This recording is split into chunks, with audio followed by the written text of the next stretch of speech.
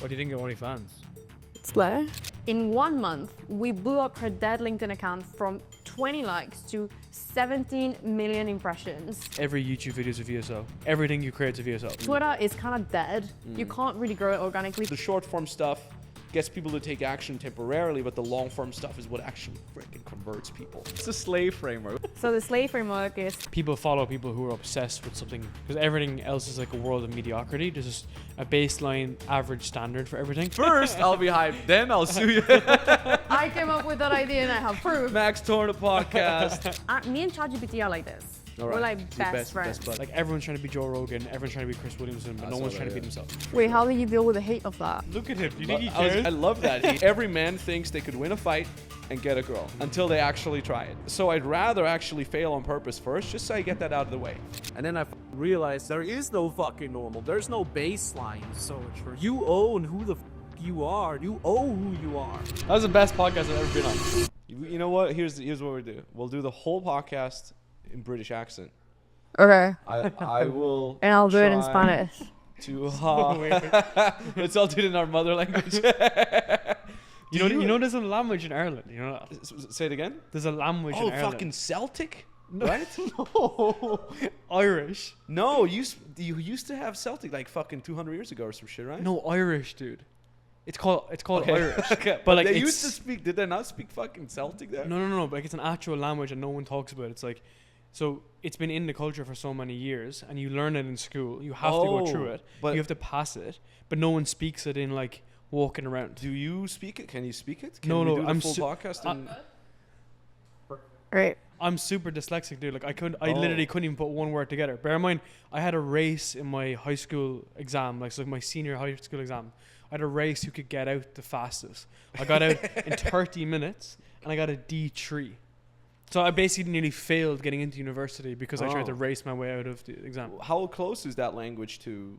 Nothing. It's just all made up. It's just like total bullshit. It's like Lord of the Rings language, like fucking. It actually like is like Elvish. Lord, and even the sign, the writing and stuff. Oh, sick. That's so funny, and your accent is also super interesting Thank you. because it's not fully British either. No, it's a mix. It's a very, very weird mix in a good way.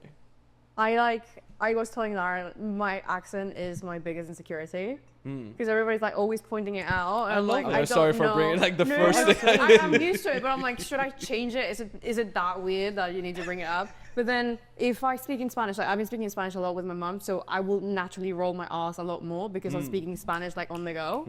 But then if I'm with American people, I will sound American. But then if I'm watching podcasts and then I'm with my British friends, I'll sound Australian. So it's always a mix. I can't win. So funny. I know. Yeah, same for me. Like we spoke about it earlier. Like my mother language, German, is completely off the rails. People don't understand me. They're like, "What are you doing? What are you? I thought you were from here." Like my whole family gets really estranged whenever I come home. Question for you is, what's the culture like in Austria about like doing this shit, like internet stuff? Oh, super old school. Yeah. So they're all like, "What is this? It's funny. I was at I was racing at the Nürburgring the other day. I saw, dude. And fucking car looks sick. It was epic, and it was all a bunch of like offline entrepreneurs, like lawyers, doctors, business owners. And the guy I drove with, he owns a brass instrument manufacturing company in the 7th generation. So his like great granddad, and he's like as old school money making as you could think. And he couldn't even understand the concept of I have my business online. He's like, so where's your offices? I'm like, we don't have an office. What do you mean? Like, he's like, so where do your clients come to see you? I'm like, it's on the internet, okay? It's like on the phone. Like, check it out. I'm talking to a client right now. He could not get it. Question is, will that business fail?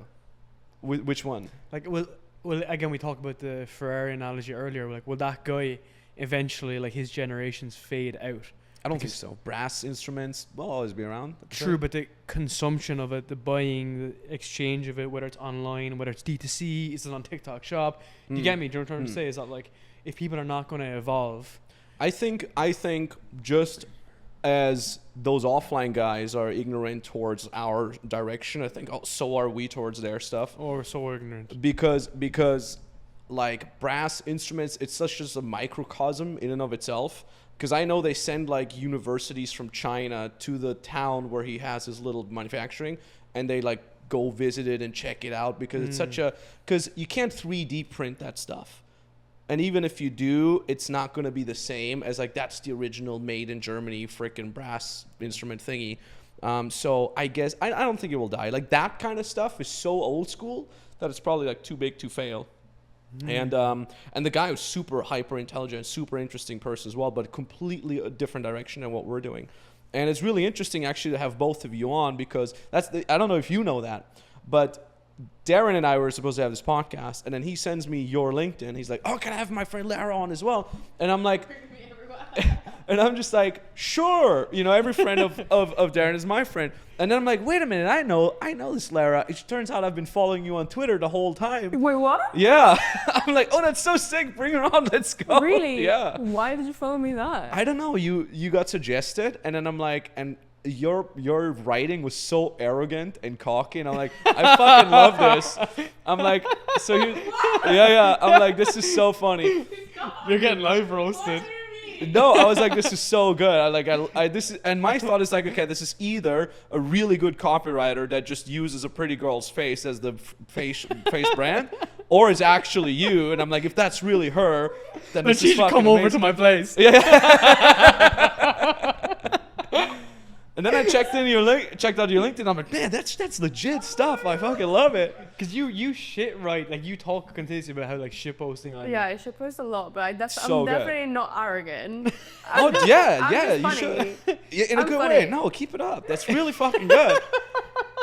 Because the thing is, like, every LinkedIn person is always like, I have a stick up my bum. I'm an accountant. Yeah, Yeah. and you're just Here's like, my I'm P&L. slaying, fuck everyone. And I'm like, this is good. I like that. That was the exact impression my ex-boyfriend did when he talks about LinkedIn.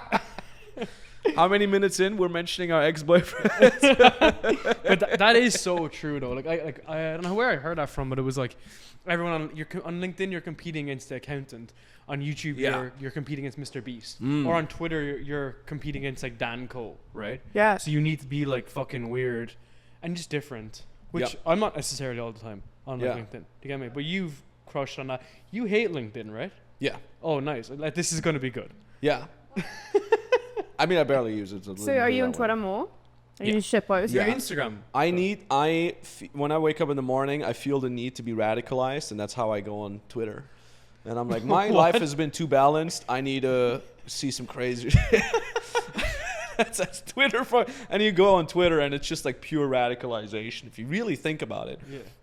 But that's just the content that gets suggested. No matter what you do, you get radicalized on the content. But I have a lot of my personal friends on Twitter and content creators that I collab with a lot, and I'm like, that's how I check in what they're up to. But I think my main is Instagram. That's where we make most of our money. That's where my content is on all the time, and podcast. Instagram and podcast, those are kind of like my two bread makers. Nice. Yeah. And it's funny because you guys are, especially you're more on the writing side of things, even though your YouTube's crushing as well. Thank you. And for me, it's the exact opposite. For me, it's just like rambling into camera. Don't write. I write as well, but it really is like 90% just improvise, talk, and then I'm knock it having out such like a that. good time. By the How's way. that going? Great. Yeah. Like my whole first business was just 3-hour rants into the camera and on stage. Just all I did was just a whole business just built on rambling.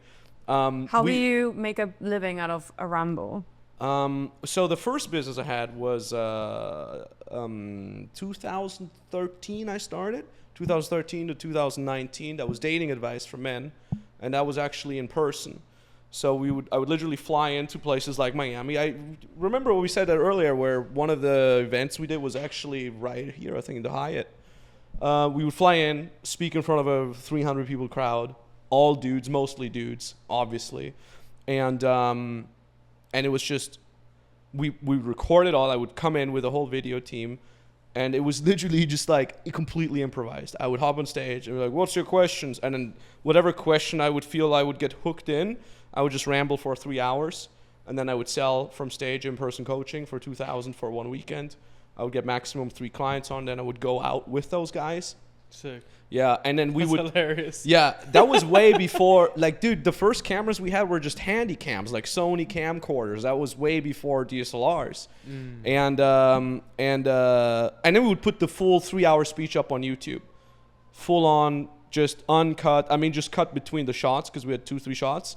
Slap it up on YouTube, and then people would just consume that for 3 hours in. And you know how they say, per $1,000, you want person just to spend like 7 hours of your concert or something like that. So they would just rattle that up. Did that until 2019. And in 2019, I'd made multiple 7 figures every year. And then people came to me and they're like, how are you traveling the world making money with your online coaching business? And then I'm like, I could teach that. And then we started teaching that. And now the landscape is very different. You have way more competition. You can't just ramble. You have to like really think about the hooks and what you put in on the front end and all that jazz. Although I feel like it's coming back. Long form's coming back. It's also... Yeah. 100%. So that's that. Love the That's it. ramble. I'll try it. I'll try rambling next. It's great. I don't think it'll suit me. Yeah, I think so. But you're good on podcasts like that, though. It's just yeah. like, we just chill. It's just reps. The more reps you do with it. It's more, to me, it's the culture between platforms. LinkedIn is very not rambly, 100% not rambly. Twitter, I shitpost a lot, so it allows me to be rambly. Then podcasts, I take as that opportunity to ramble full force. And then YouTube, I'm still deciding, but I think both work. Your YouTube is sick though because it's like the best performing post you've had, and then you just go detailed into it, and then everything is like a hook and a sub hook. Feeds into each It's other. just it's so well Like a written, repurposing machine. yeah, it's just the way your content and Dakota's content is created is just so razor sharp. On that. Whose is better? So yours is better from a perspective of formality, as in terms of of education. His is actually, I checked in comparison actually, his is actually less to do with education. He has much more stuff on his story. You know, Dakota Robertson. So he has like his story, his journey. True.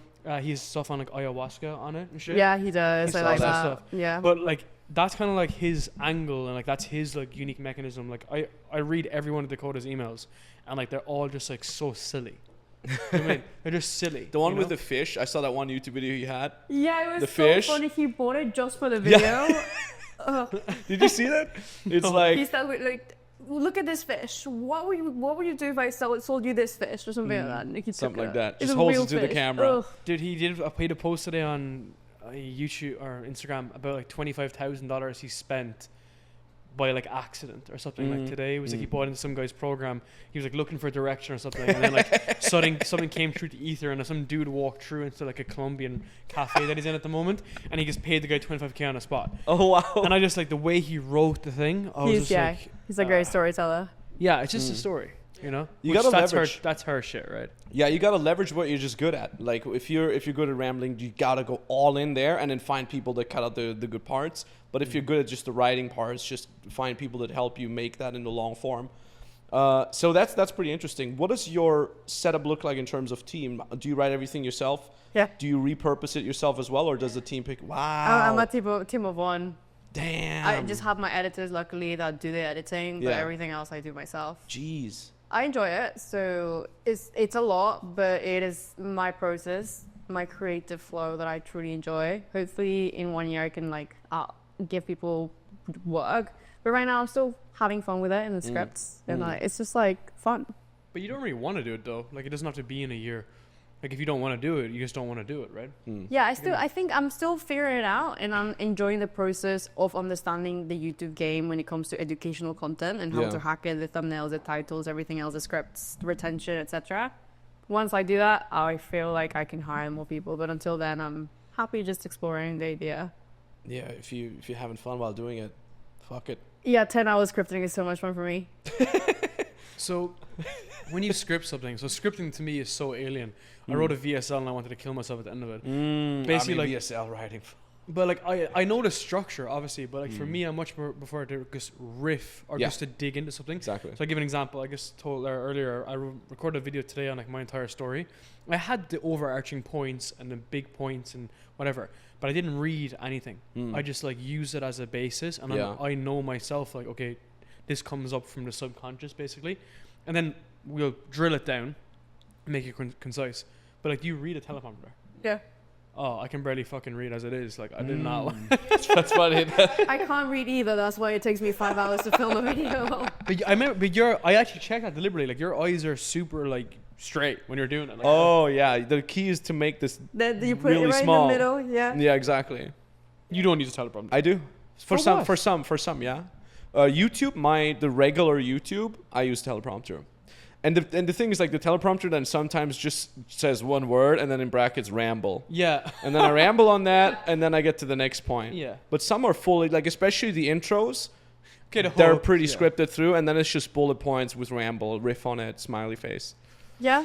I think that's the best way to refer. Yeah. I found myself, even when I'm writing scripts and I have them, I'm like, why did I say that? Like, in my head, I'm like, what the, you can, I have bloopers from my editors, like, what the fuck did I just write? Because it doesn't make sense when I say it out loud. It probably makes sense when I wrote it. But then I'm like, this actually sounds horrible. Please take it away. So, yeah. So I have that too sometimes, where I'm like, what the fuck is this? Why am I saying this? Who wrote that? Yeah. Oh, god damn it. like this bitch. Fired. This bitch knows nothing. I fired myself. Do you rely a lot on caffeine when you write?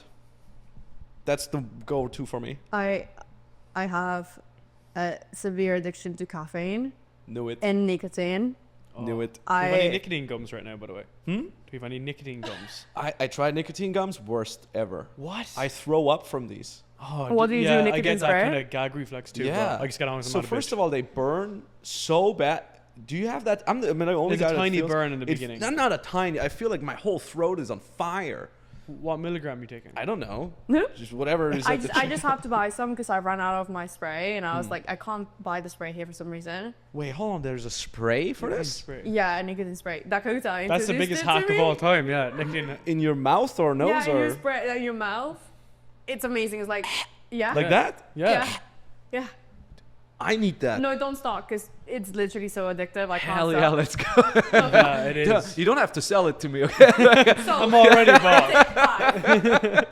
So you can't buy them here? I can't find it. I've been trying to find it, so I had to go for gum. I don't like sins, but yeah. So you're on the nicotine gum? Yeah, I had to come off of it though. So I remember We sound like addicts right So now. usually I do like roughly max 90-minute blocks working at a time. I remember, this is such a funny story. I remember we were going on our company all hands. Okay, we were going to Sevilla in Bali, and one of my mates, like who's working with us, we were at like a club. I wasn't drinking. I don't drink anymore. And he was like, "Oh, you want to try this nicotine gum?" And I was like, "Nah, like whatever. I don't need it." And he was like, "No, dude. Like, trust me. It keeps you really focused with the music and so on." So I was like, "All right, okay." And the second I took it, it was pretty much like taking an ecstasy pill. I was like, vroom. I just went vroom straight away. Yeah. And I was like, "Dude, what was that?" And give me 2 more. and then he was like, we had it, whatever. We came back to the place. I still wasn't drinking or anything. And it was like 11 o'clock at night. And I was like, "Man, what the fuck was that?" When we got back, he was like, "Dude, you gotta try it when you're working." And I was like, no. And he was like, "But Hormozy uses it." And I was like, all right, let's give it to me. I woke up in the morning in the villa, like 5 o'clock in the morning, and I was like, "Where is it?" Genuinely, right? And I went down, I took 2 of them, and I worked from 5 a.m. to 10 a.m. straight. And I pulled myself off my laptop at 10 o'clock in the morning, and my face was like disheveled. I felt like I was partying all night. My face was like disheveled, dude. And I came outside and I was like, "What's going on?" And everyone was like, "What's up?" And I was like, I just wrote a whole new operating system. And I was like going through the whole thing. And I was like, "Guys, I gotta get off this." And I went back to my villa later on that evening. And one of the guys sent me 2 packets of them then. I opened them up and I was like, Jesus Christ. But I had to come off it. I don't get it. I throw up from these. They shock my system. So what do you drink? What do you take? Just coffee. Nothing. Just normal drugs. No, yeah, just the normal. No, when I have like a week of really hardcore projects I need to finish, I just drink coffee. Wow. Otherwise, nothing. And you don't drink coffee otherwise? Usually not. No, Drink matcha? Wow. nothing. I don't want to rely on any. I feel like my system is so sensitive. Like I feel really high just from the carbs in this right now.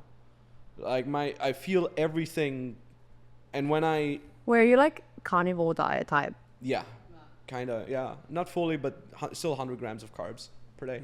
But I used to drink when I was a teenager. You know, Austria. I mean, European. We talked about this before. Like Yeah, the degeneracy. between 15 and 18, just full Yeah. on drink. Like we would just drink like 20 beers an evening and then Yeah, go, 20. get up the next morning and go to work. You know. Yeah. And then I had this period of my life between 21 and 28 where I didn't drink anything. No, not even, like I said, not even nicotine, no nothing. No nicotine, no caffeine, nothing. And then every time I drink something now, my whole system is like, whoa, drugs. And I'm just instantly drunk when I drink a glass of red wine for dinner. Yeah. When I take nicotine gums, it just flashes my system so hardcore. Like even coffee is like euphoric for me. It's crazy. That's good though. So yeah. So when I'm working, I don't rely on coffee, but I rely on my bottle of water, and then I put Monster Energy on top, so I can stay hydrated but still caffeinated. So 1 liter of water and like on top the. Wait, you water it down? Yeah, Ew. so I can drink water. That sounds awful. That does sound awful. It's an acquired taste, and it was great. I was never dehydrated, and I was always caffeinated, and it worked very well. Recommend. Which Monster? The white one? The with no white one calories? with no sugar. Yeah. Yeah. Okay, That's that's the best. OG fitness one. The Yeah. OG, yeah, exactly. Yeah. That's interesting. So how did you start with writing? Was it something you were always good at? Did you pick it up over time? Yeah, no, I was never good at writing. I never read a copywriting book in my life, so it just happened by literally pure accident and practice. So I fell into LinkedIn by accident and kind of started writing as a result. Then I saw how people started writing and how they were using hooks, body, so Justin Welsh's frameworks. This other guy called Matt Barker. Then I found Dakota, and then over time I just started learning from them and like emulating them. Eventually, I just became a good writer as default because of the reps that I got in, because I started an agency after, so the default of LinkedIn. And then now I'm a cocky writer on Arrogant. Twitter. You forgot arrogant. Yeah. Arrogant. Arrogant but good looking, so I'll take it. How did you guys meet? LinkedIn? LinkedIn. No shit. Yeah. Most of my friends are from LinkedIn these days. That is so we're funny, just, man. We're just Good LinkedIn funnel. friends, yeah. I'm just a LinkedIn micro-influencer. That is so funny. So you reached out to her, or the other way around, or how did it happen? I think I saw your podcast with someone, and I was like, he's cool. I wanna hang out, and I found him on LinkedIn, and then he was like, yeah, let's go. She flew to Dubai for her first podcast. No shit. And then flew here for a second. Hell yeah. I don't travel. I'm a homebody. Like I don't leave my flat. The only person that I've ever left my flat for is Darren. Making those big Welcome to the real commitments. world. Thank you. Leo. It's nice to see the sun in the sky. It's kind of rainy in Miami, but Oh yeah. But I It's think the the same. community though on LinkedIn is really good though. Like it generally it is. Really? Like I think as in like obviously there's like the kind of fucking soy boy like virtue signaling accountant 9 to 5 stuff over here, like virtue signaling.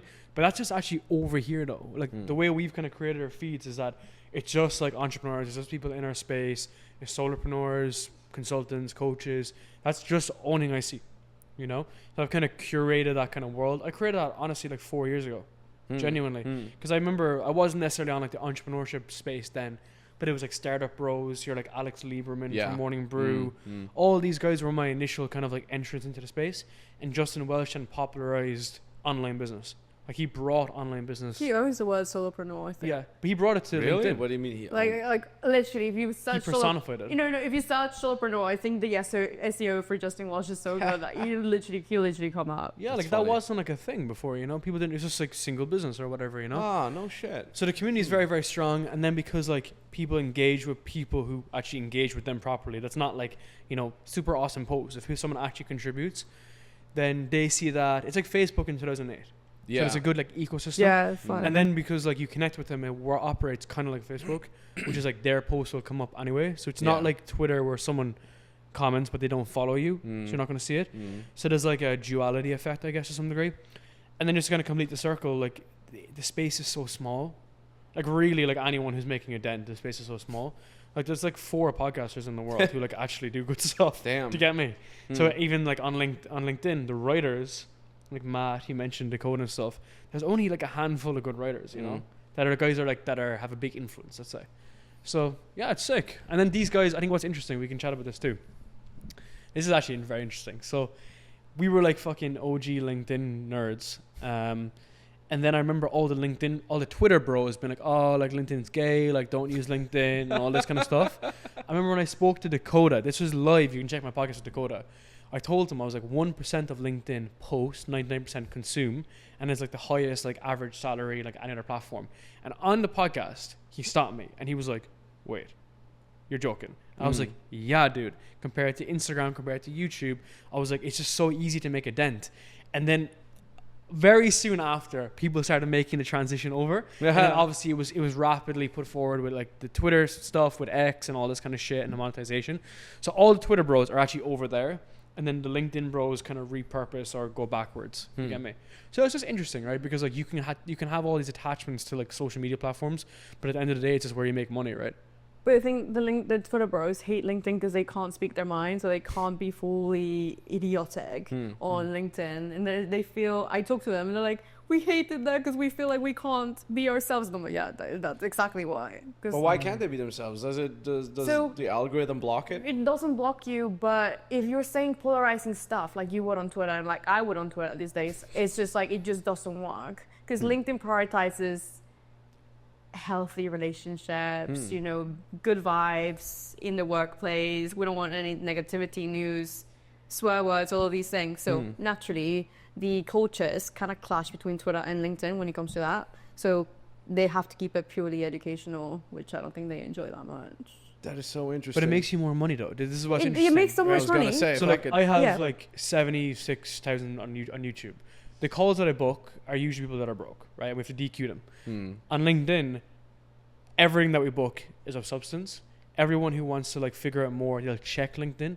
When you book a call, you get resent to my LinkedIn, and you have to go through the posts. Anyway, so everything is just education based. Now we've had our discussions as to how we can make this slightly less educational, a bit more personal.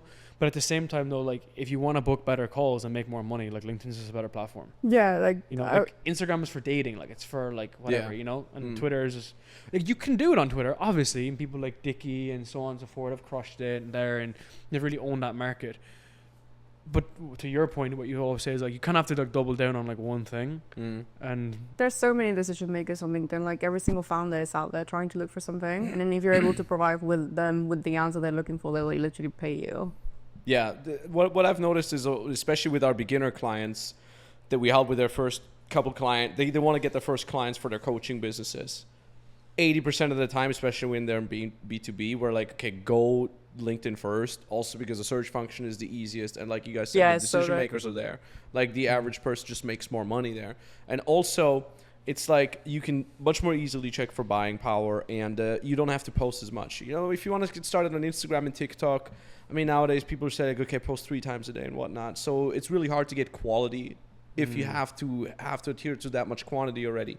And LinkedIn is just so much easier to get started, to get the first couple clients. And you guys are selling me LinkedIn so hard right now. On top of that, one for thing I me, would say as you well, know? and this is that like, so Lara is like a beast when it comes to content.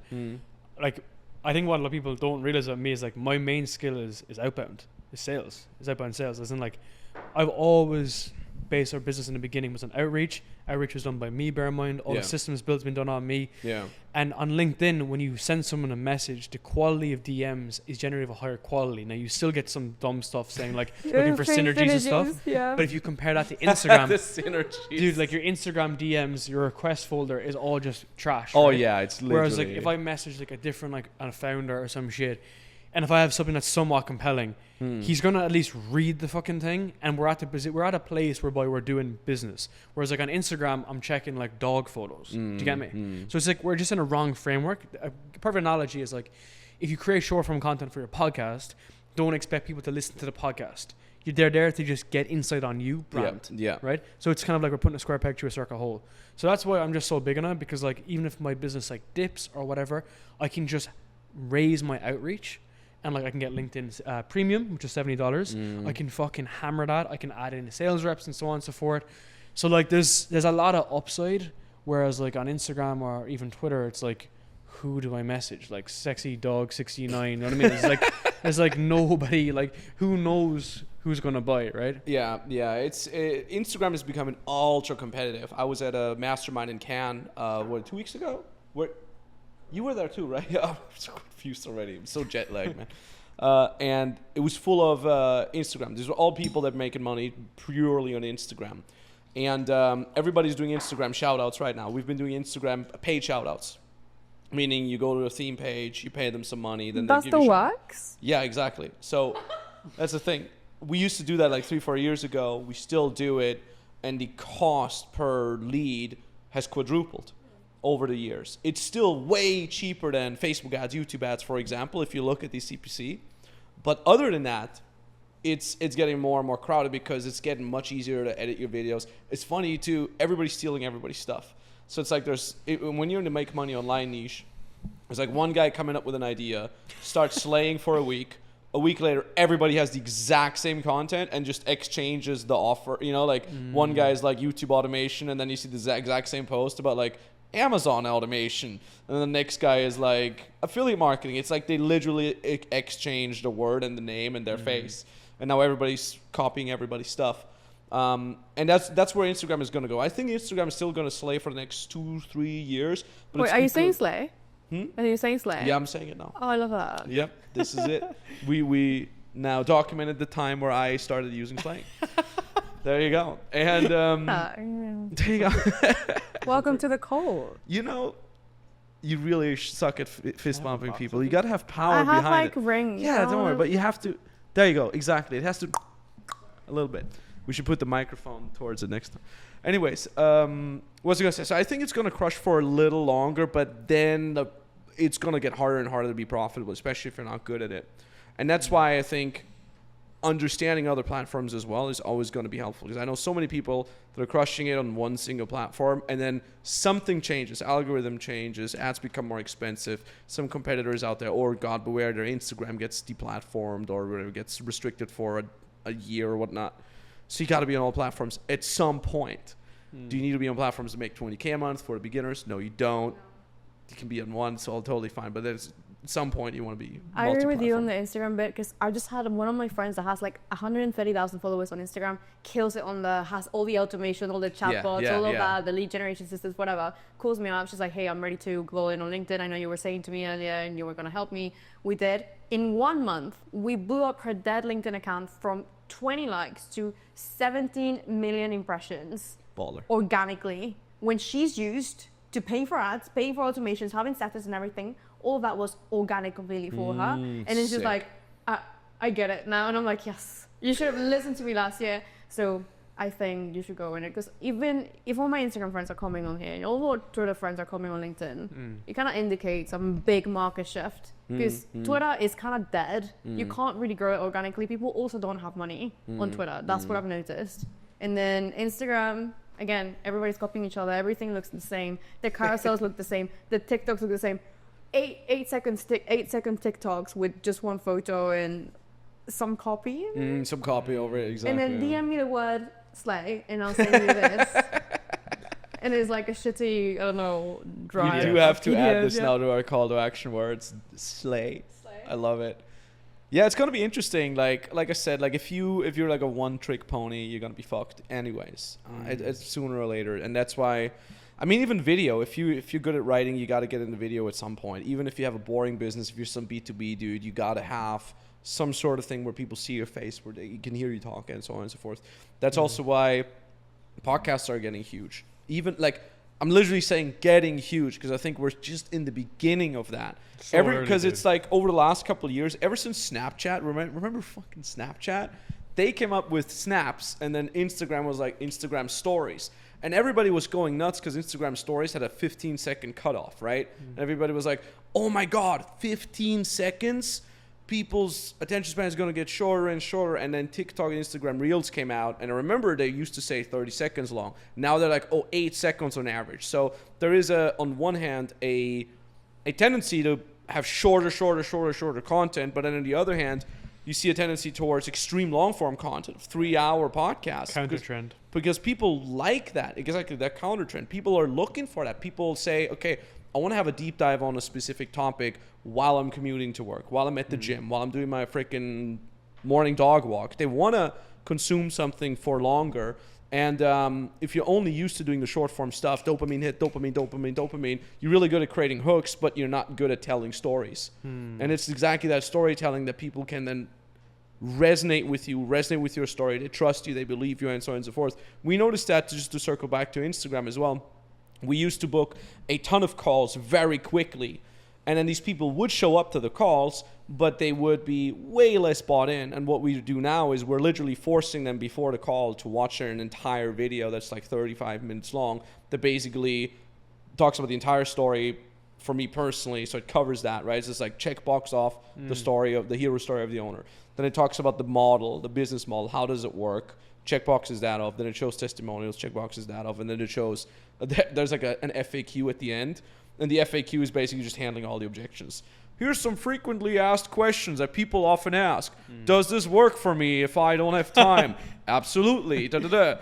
How much can I make in my first month? This much. And it just handles everything. And we force them to watch it. If they haven't watched it, they're not going to get the call. Depending on our calendar availability. If we have low calendar availability, they get through anyways. But we usually double and triple book all our calls. And then we just pick the one that is the most bought in and or the most financially qualified. And then the other ones just get sifted out to lower reps. So yeah, and that's exactly why, because the short form stuff gets people to take action temporarily, but the long form stuff is what actually freaking converts people. That's why your customers are a reflection of you, right?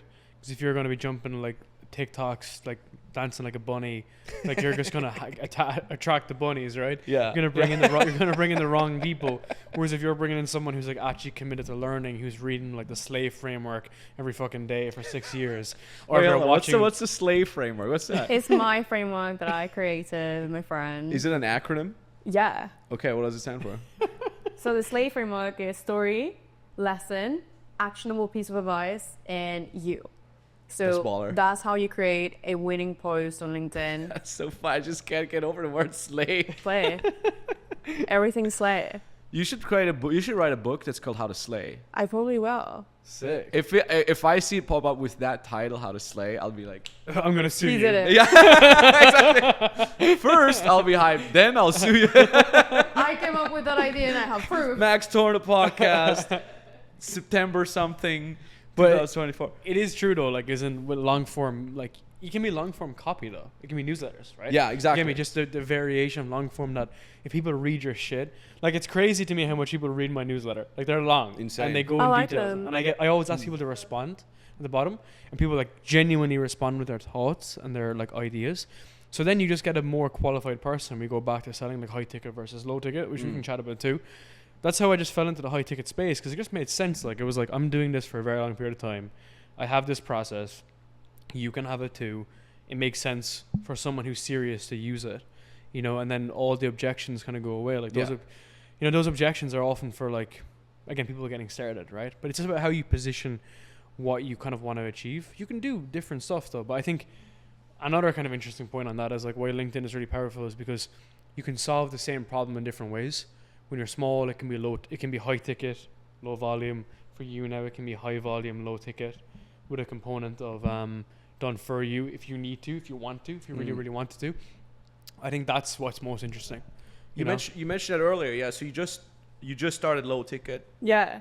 and before that, you run me through it. So first you had high ticket. Well, first we had the agency, then obviously that was kind of high ticket-ish, and then I ran my first two programs, which were like 997 the first one, and then 2.5K the second one.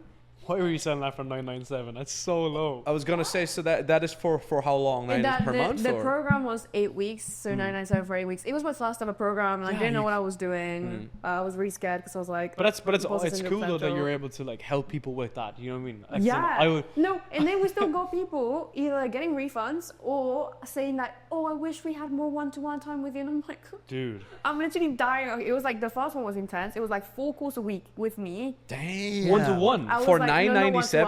one-to-one, but like 4 group calls. Yeah. For 997. I was Oh, they're married. I was Calls a week. over delivering, and like the thing is that we got amazing results from our first cohort, which allowed me to sell the second one very, very well. So that was fine, and I enjoyed it. It was like a lot of practice for me, and never sold something like that. And the second one did very well. Like the launch was like a 6-figure launch. Then now I was like, look, there's all of these products in the market. There's either the 5K end or the Justin Wells style price, which is like 300, 400. And I was like, I want to try and do this first. Because then the idea behind it is, one, to satisfy the demand for my knowledge or like what I have to give to my audience. Like I get so many messages being like, oh, we can't afford it. Okay, I created something that you can afford. It's literally 5K worth for you getting it for like literally not even 10% of the price, right? And then from that, we're getting a marketing flywheel from people that are taking the course right now, enjoying it, feeling like it's a steal, then creates more and more volume of sales through that organically. So that's the angle that I'm going for. Honestly, reciprocity bias and like gratification from customers and creates better reputation. It builds you up is what I see Justin Walsh doing. So I was like, let me try it. And it's working very well. Mm-hmm. And then you call up the low ticket folks, upsell them to the high ticket? I don't know. Most likely we will take a small cohort of people into the high ticket, but I don't think I can do masterminds just yet. I'm very exhausted from cohort. So yeah, it was a lot of energy. You could just have an inner circle. Are you familiar with Daniel Bolton? Who? Daniel Bolton. No, I don't think so. James Kemp? No. Dude. Jeez. You're a coach, right? Yeah. You're gonna need to understand these people. So basically, Get with it. all these guys had like agencies and so on and so forth, and they were doing like 200K a month, and they were like super stressed out and whatever. When they kind of rebranded, they did like the coaching kind of model, which is like 2.5K a month in the program. You stay in the community, it might be like 30 people in there, spend whatever at a time. But then they have an inner circle, and the inner circle could be like 10K a month. You might stick in there for like 2 or 3 months, but you're paying for access. And you pay for proximity. Yeah. So basically, you still be in the community, getting all the ongoing stuff for 2.5K. This is just approximate. But then to get direct access and like the flight to Bali and get 1-to-1 access and like the war room. Yes, but it's war room. Yeah, but it's in really 1-to-1. Like this is like actually like I'm helping you with the business. Like the war room is like I'm helping to get dates or some shit. I don't know. No, that's what I thought too. But okay. I've talked to Sterling about this recently, and this is the war room is like you have all these Telegram groups about each topic, and they're also like meetups and stuff like that, and it's you pay for the connections. Apparently. Yes. Okay. We're selling the war room. That's still like a lot of volume of people. This is like more like very, very exclusive. Like it's 10K reoccurring a month now. I know the war room is like 8K a year or some shit. Something like that. Yeah. But so basically, what I just mean is that in the inner circle, there's only like 4 people at a time. That's a sick idea. And then that inner circle then is what you chime with. Yeah. And then it's not like a mastermind or whatever. It's just more direct access. So I guess reverse engineered how we kind of took that model is because in our agency, it was like, yeah, we do shit for the podcast, whatever. But people were really paying for access to me. Mm-hmm. So then we were able to create a broader delta, bigger variance by increasing the done for you. I think it's like 6K a month now, like the minimum. And then the coaching offer is 4K one-off. Mm-hmm. But that's not access to me anymore. It used to be, but now you don't. You just have access to community. And then you can buy the self-paced. You can buy just the content on its own for like 1,500 or some shit. I don't even know what the price is. But basically, the reason why that works, and the only way that works, is if there's a bigger delta between each one. Yeah. If there isn't, then I just stick around the coaching program. You get me? Does that make sense? Yeah. So like that's why like if you really want like assistance, you pay for the higher ticket. We'll take care of the podcast. Like, dude, last night I was ringing studios in New York, getting guys like a different angle on their camera. You get me? Because like that's what they're paying for is like me to look at the camera angle and be like, that's stupid. Yeah. Fix it. Yeah. So like that's what you pay for is access. How much do you charge for that? So depending on volume, like 2 episodes a month could be 3,500, 4 episodes a month would be like 6K. And then minimum commitment 6 to 12 months. And we have like 10, 15 clients every once. I like that. Smart. But it's just proximity. Like some of them have my WhatsApp. Like there's one of our clients at the moment now is like trying to fix a camera at home. And like she's like, the teleprompter's in the way. And I'm like, if you turn the camera this way, it goes away. And she's like, okay, cool. Yeah. Because like honestly, like it's tough. Like actually there's so much things compared to writing, which is like post. You get me? There's just so much shit that can go wrong with recording an episode. Whereas writing is like post. The thing is, they want to hear it from you because you're the face of it. Yeah, they trust you. Exactly. Well, actually, I've stepped out of it. I have a client success manager. That's good. That's good. We have client success managers as well, but people don't care. I mean, they care, but they still like if it's your name on the microphone, it's your name on the thingy. People want it. We charge 28K for my one-on-one for 6 months, and it's also you got my WhatsApp, and whatever you need, I reply. I look at email copy or whatever, and I'm like, how quickly? 24-hour flat rate. Right. Monday through Friday. I used to do Mondays, like fuck it, Sunday, but now it's Monday through Friday. I still reply on the weekends as well if I want to, but I don't have to. It's just Monday through Friday, and I sit down, open my WhatsApp on the computer, and just go through it, and it's just lightning fast. Look at what's happening and just go, or send Loom videos if it's something longer where I need to look at the videos and stuff like that, and. What I was saying with the low ticket, so we used to do only high ticket for a very, very long time. Just high ticket is the GOAT. Just do it, all that. Just don't even bother. And then it was literally by accident. I started creating a Reels course, how to make Instagram Reels, for my existing high ticket clients. Because I started noticing, damn, that was 2 years ago. Like Reels are crushing it. You can get thousands of views super easily. Explore page, the algorithm became more sophisticated. This whole idea of like people need to follow you completely fell off the train. It was not important anymore because the explore page would just push to the exact type of people that would be interested in that type of content. So I just made this entire mini course on how to make Instagram Reels, gave it to my existing clients, and then my CMO was like, dude, you just made this? This is sick. We should sell that on the front end. So we started messing around with cold traffic ads, like straight cold traffic, people who have no idea who you are, and then just sell that for like a super low price point of like $3. What? Oh, what? Yeah. How much were you losing? How much were we what? How much were you losing on the ads? We were 80% upfront profitable because When was this? When was this? That was two years ago or something like that. Okay. And then, all you need is like one high ticket sale from the low ticket and boom, you're Yeah. profitable. But we wanted to be fully profitable on the front end already. So it's fully self-liquidating. Exactly. And then we picked it up again earlier this year. And something similar. We switched the framing a little bit. And then we're like, okay, now let's do it again. And now we're on average 120% profitable or something like that for the low tickets. It sells itself. It's hard to measure the back end sometimes. Exactly. Like But it's just pure. That's not without the back end. That's just front end, AOV, average order value. Does it make sense on a daily basis? And it does. It's like 120% profitable. But what we're doing is, so all these people buy it, and now we're inside the program itself. Yeah. The program is really over delivering. In fact, we used to sell that exact program for $300 to my organic, and people would buy it. And then now we're selling it for a lower price point, plus smaller tripwire upsells and all that jazz. And every single person that buys is exactly like you said. They buy it and they're like, wow, this is really valuable. Holy shit. I thought I might get scammed because the price point is so low, but this is actually really valuable. Creates all this trust. And then now we're to go full circle. We have this sales team that has been trained through the fire for years now, for the last 2 or 3 years, to sell high tickets to completely cold outbound leads. So they were used to like almost cold calling levels of cold people. And now we give them all the low ticket buyers. And Dude, they're all that's like, so I easy. love what you guys do. It's That's so so valuable. easy. So easy. And our guys are so used to really hardcore objections. And now they're slaying super hard. Man, that's to such an easy resell that, model. and we sell them high ticket Yeah. behind that.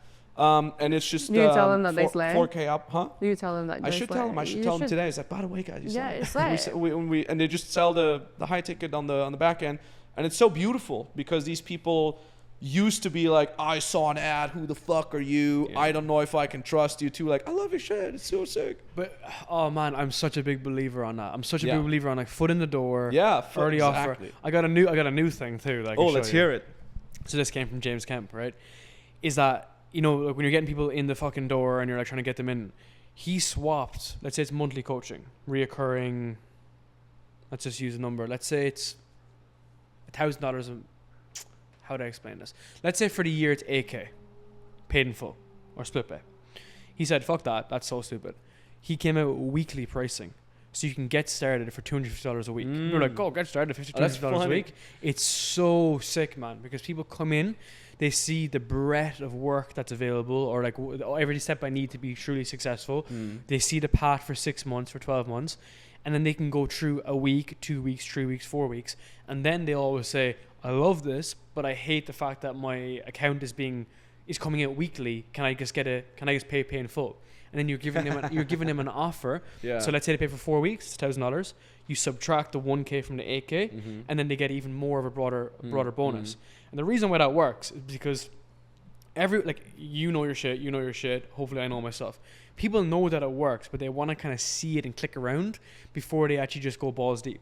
So the way I've kind of interpreted that, we're going to swap this weekly pricing soon. There's a few things we need to do to get there.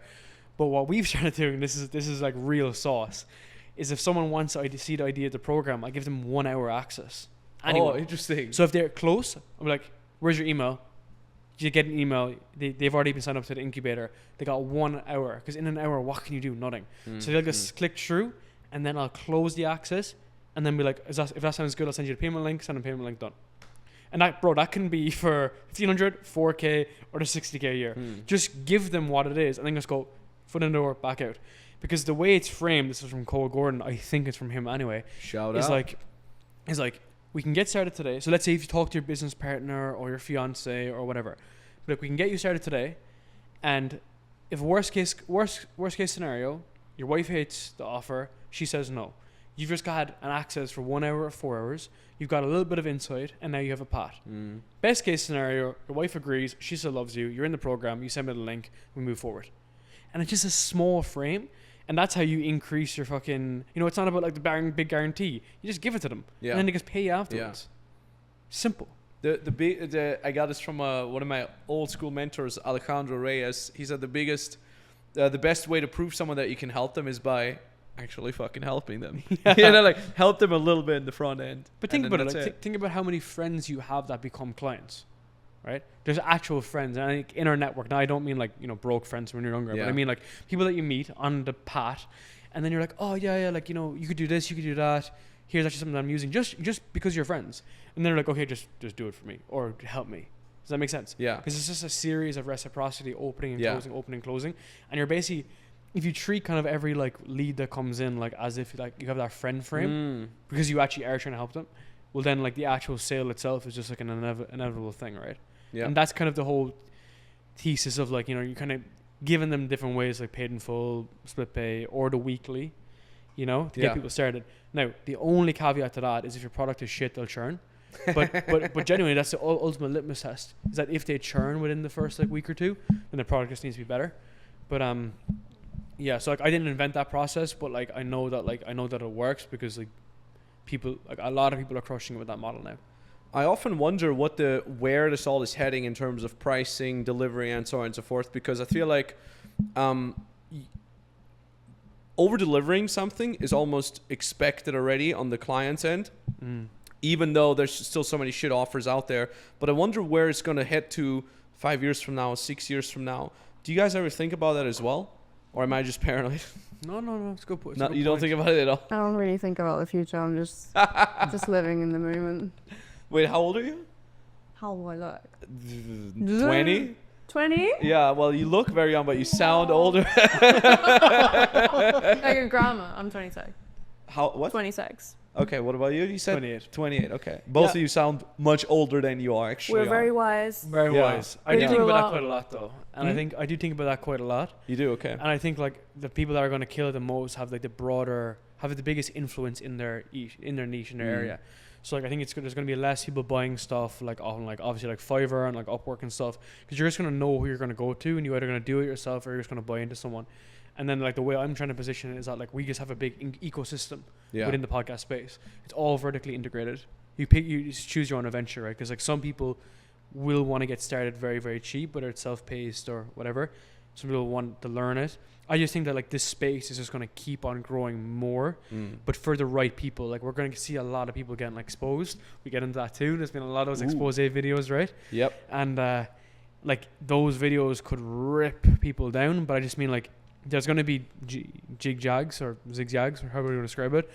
But fundamentally, we're going to move more and more towards this model. Because if you think about like what's the antithesis of this, it's like regular education. Do you get me?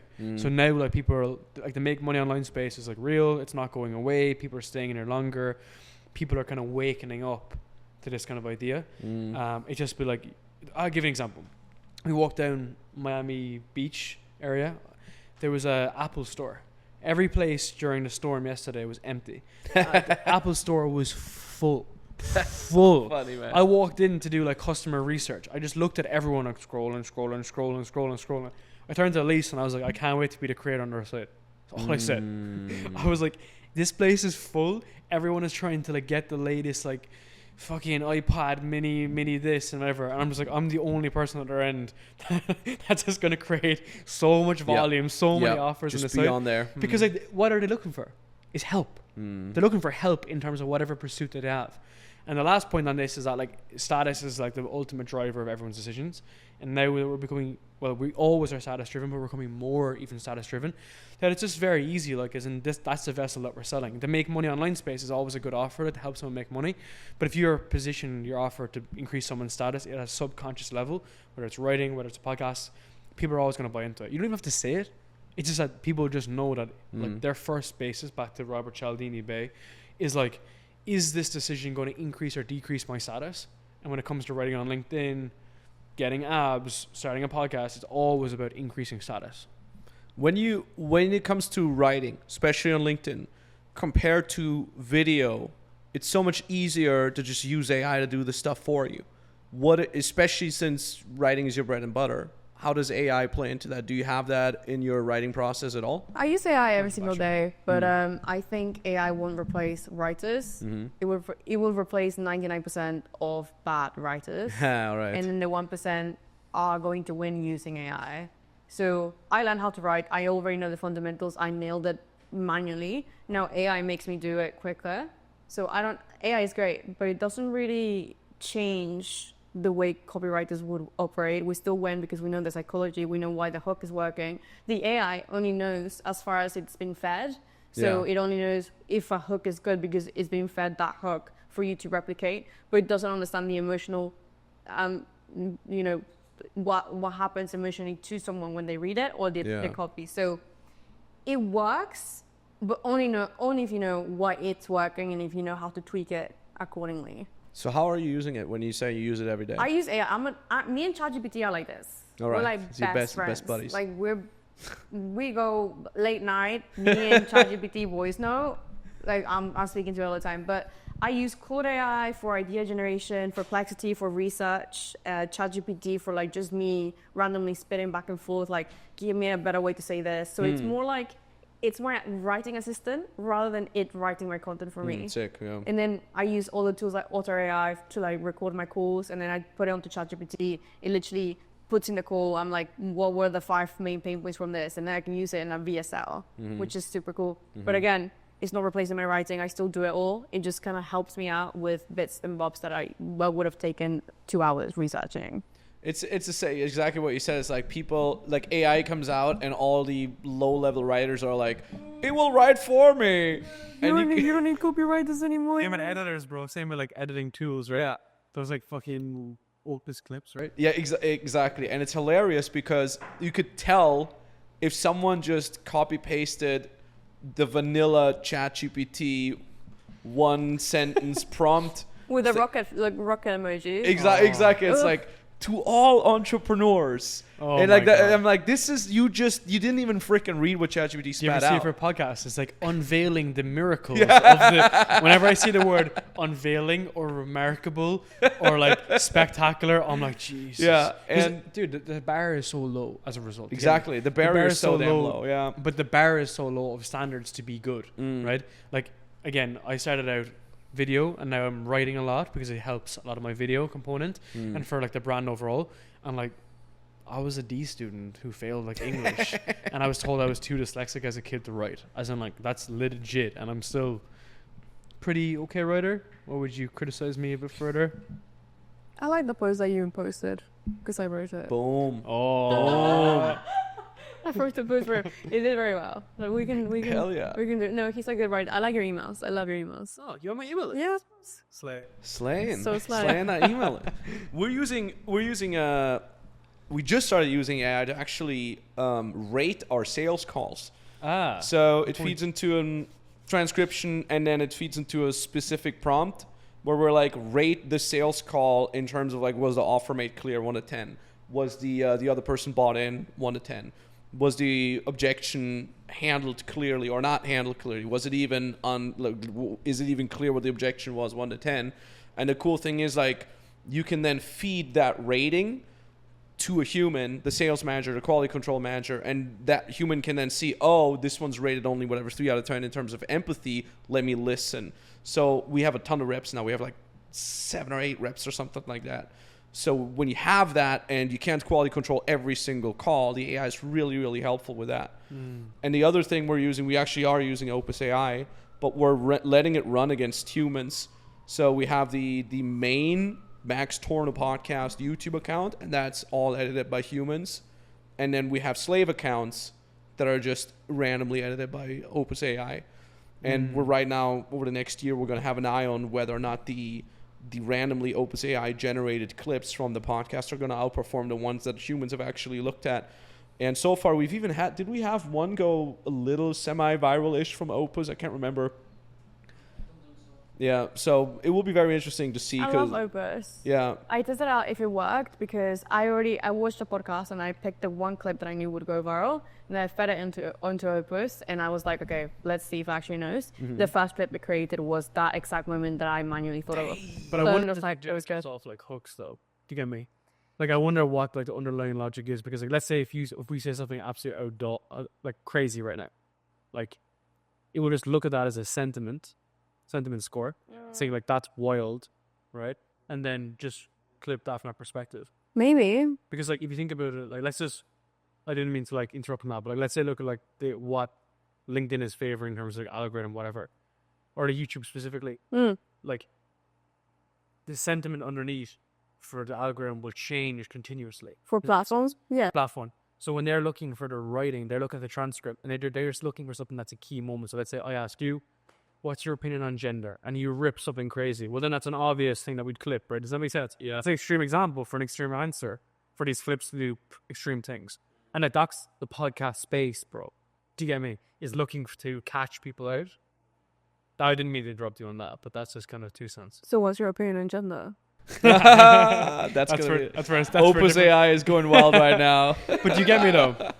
Like, and that's why like a lot of these things are like they're just, I call them reality TV shows. You know, when it comes to those clips, is that like we're just trying to find a reality TV show moments. I mean, there's people who literally just make podcasts just to get clips out. Like, here's the hooks that we will sprinkle through the podcast just so we have the damn clips. But again, like I think that's again the wrong approach because you should create a podcast because you want to get people down a rabbit hole and not just have freaking 10-second clips. And that's also why, I mean, you keep saying this, it's like 80% of podcasts stop after the first 3 episodes or something like that. No, dude, it's crazy. It's like 90% of the first 3 and then another 90% of the 10% left after 20. Jesus. But like if you think about it, so on that point specifically about like what we're making this for, so I've been recording with like some of the biggest entrepreneurs like in our space past like month, like all of them. Boom. And every single one of them have said the same thing to me is that one, they're bored to death. They're super sick of recording podcasts. They're super sick of asking the same 7 questions. And then on top of that, they're super sick of being treated as like a reality TV guest. And everyone's just trying to catch them out. Like one guy in particular was put on like a very big show recently. And the whole situation was to try to drill him around something that he said as a passing remark of something larger. Taken out of context. You took the word out of my mouth. So everything is content without the context. And then like for me, I've already been kind of like, I guess, becoming a bit more disenfranchised with this stuff because I'm teaching people this, so I'm responsible for what's going out, right? So like the way I've situated is that the name of the industry is getting worse, and the people that are like fucking this up are the people that are looking for controversy, basically. So we're trying to go the other direction, which is bringing it back to natural conversation, almost like taking that side of it out of it completely. So if the clips do less views, or if the podcast has less views, but of the right views, I'm much more intentional to that. And as a result of that, then we create much more of a better like relationship. So you made a great point about like putting the rabbit hole. My approach to this stuff is that we're trying to build relationships with people. Yeah. And like actual friendships, like we're literally mates from our podcast, instead of trying to create drama and then the person goes off. Because dude, this space is small. People talk. True. Right? True. And like at the end of the shows, like I just kind of hang out with people, just kind of chill and stuff, you know? And it's interesting because like you can interview the best guests in the world, have nothing in common apart from each other just being nice to each other. And people smell that too when you have shitty vibes in a fucking podcast. And this is funny because the whole idea behind a podcast is it should feel like the listener is like the third, or in our case, the fourth person sitting with us on the sofa and just vibing. People, and I mean, you know why I know that is like, look at some of the best rated YouTube content out there. It's fucking reaction videos. How stupid is that? Or let's play videos on YouTube. Like if you would have told someone, hey, do you want to watch someone else play video games? Usually people are like, no, I want to play myself. But if you look at all these Let's Play channels, they're blowing up because people love this. I'm sitting down and I'm being taken on a ride, so I don't have to do something myself. And that's where like you said, like you have to have good vibes between you and the other person. And you don't want this to be a freaking interview Interrogation. Yeah, and It's not yeah, an exactly. FBI interrogation, right? And this is also the thing is like if I'm sure you can relate to this is like that's why I always just want to roll, just press record Same, without bro. the other person Same. even knowing Same, it, and bro. just Always. because you can literally sometimes see them snap into like interview mode when you're like, okay, are we ready? Let's start, and they're like, oh yes, very nice to be here.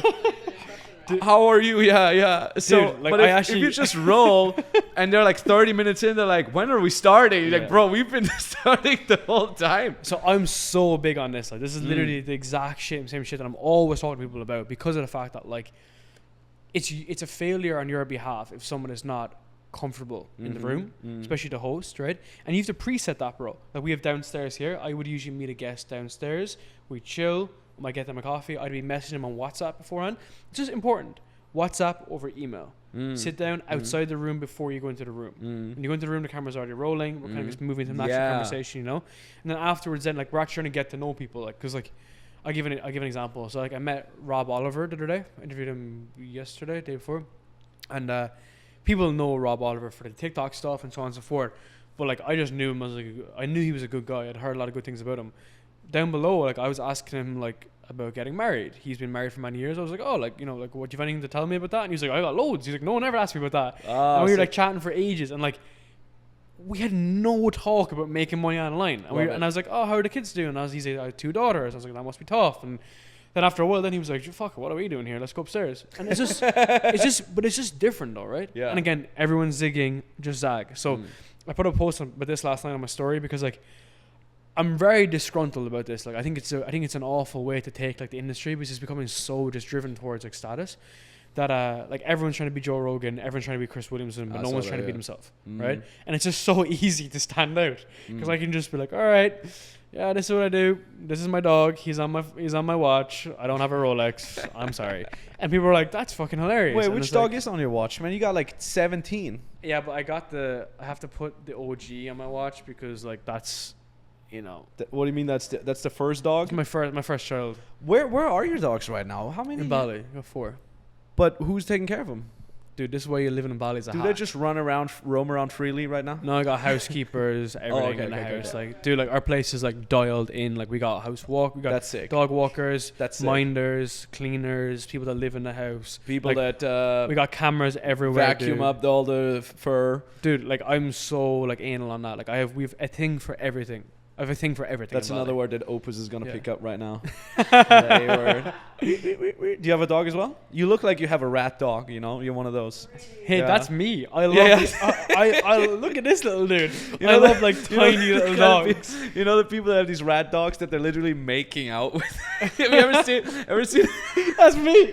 Have you ever seen a person that like, oh come here, and they're like tonguing You're their saying I dog? look like that? No, not like that. I look like I'm one Not, of not them? like that. No, not like you that. have a dog that would be like that. Like a But you know how tiny- you kind of have 0 tiny, dogs. No, I live in like a very, London-ish apartment. No dogs. I travel a lot. Don't really have the time, but I would love one. Why London, by the way? It's just always been the city that I was meant to be in. No don't shit. know. How's the entrepreneurial community there? Very big. Really? The opportunity is very, very big when it comes to synergies? networking. Yeah. The synergies are there. So I've been invited to LinkedIn HQ a few times. Oh really? Yeah. And Dude. did you go there? Yeah, I Okay. got a little pass with my name and everything. So, I mean, that's the only reason why I live in London, so I could be near LinkedIn. Is that sarcasm or is that for real? No, it's 100% serious. That is so interesting. You never know what you are is a sarcasm. I was or gonna not. say, genuinely. it's like she sits there and she's like, "Yeah, just fuck you." it's And I don't have a dog. all right, very interesting. No, I'm not there for just LinkedIn. I actually just really like London. Okay. Oh, so that was joke to the joke. I to the was still joke. not sure. This is why we're just so like potatoes, basically. I love it. So funny to have Darren, Lee, and Lara Acosta on the podcast after following them for quite a while. Now, both of them have in common that they have very, very successful coaching businesses. They're traveling the world. They were able to meet me in Miami here, doing this epic podcast that you're hopefully enjoying. And the reason I'm bringing this up is because online coaching is literally the best business model out there right now, and probably will be for the next 5 to 10 years. We've worked with over 3,000 people that we've helped build online coaching businesses from scratch. Many of our beginner clients go on to make their first $3,000 to $5,000 a month, all the way to $10,000, $20,000 a month. Many of our advanced clients are making $50,000 to $500,000 each and every month. I'm not just making these numbers up. Check out my testimonials, check out our reviews. We know what we're doing. Why? Because that's all I'm doing every day. I'm doing awesome podcasts, social media stuff, and the rest I'm just thinking about how to build and scale online coaching businesses. And if you want my help, go ahead and book a free call with me and my team. There's a link somewhere down in the description below. If you want to be able to travel the world, if you want to be able to make money from wherever you want, and help people and build a real safe, secure future for yourself, this is the way to go. Link is down in the description below. Hop on a call with us. We'll give you an entire free strategy, tell you exactly where to start, how to get your first client, where to post, how to scale and automate your entire online coaching business so you can crush it as well. So that being said, link is somewhere down in the description. Talk to you soon. My question is, when you're getting a client in that has never written anything and is, the opposite of gifted, what is your thought? I've never heard that before. What is your teaching process of how to take someone to teach them writing? Because it's such a thing where a lot of people come in, they say like, oh, I got to be gifted at it. It's like a thing that I have to be good at naturally. So what is the teaching process there? You need to find the thing that they enjoy the most about like what they do, because then they can talk about it for hours. I love LinkedIn because it's full of nerds with niche interests, right? That's like literally what LinkedIn is. And then once you get a nerd talking about their niche interest, they can actually just learn how to write like this, because they can understand how to, if you teach them how to explain something at a 5th grade level, then that's it for them. Everything else just comes like magic. So you teach them how, like most nerds work in systems, right? You guys probably you love systems. What is that, you guys? You're not. I'm not a nerd. Hey, I'm full on Your nerd. his bio says nerd. Like that's literally. Oh, that's true. That's true. At least pointed out Come earlier. on. Yeah, exactly. What's your bio? Professional nerd. Yeah, professional So you nerd, say you're not a nerd, but on your Super Instagram you're nerd. catfishing as a nerd. I'm a super nerd. Right. No. Look at this. Nerds are cool. Nerds run the world in 2024 anyways. So Amen. once you give someone a framework on how to explain their very niche interests and make it into content, they'll get it. So it's getting them out of it's all about limiting beliefs for them. Like, no, I can't do it. I'm not talented like this. I don't have that. I'm not charismatic. Yes, you are.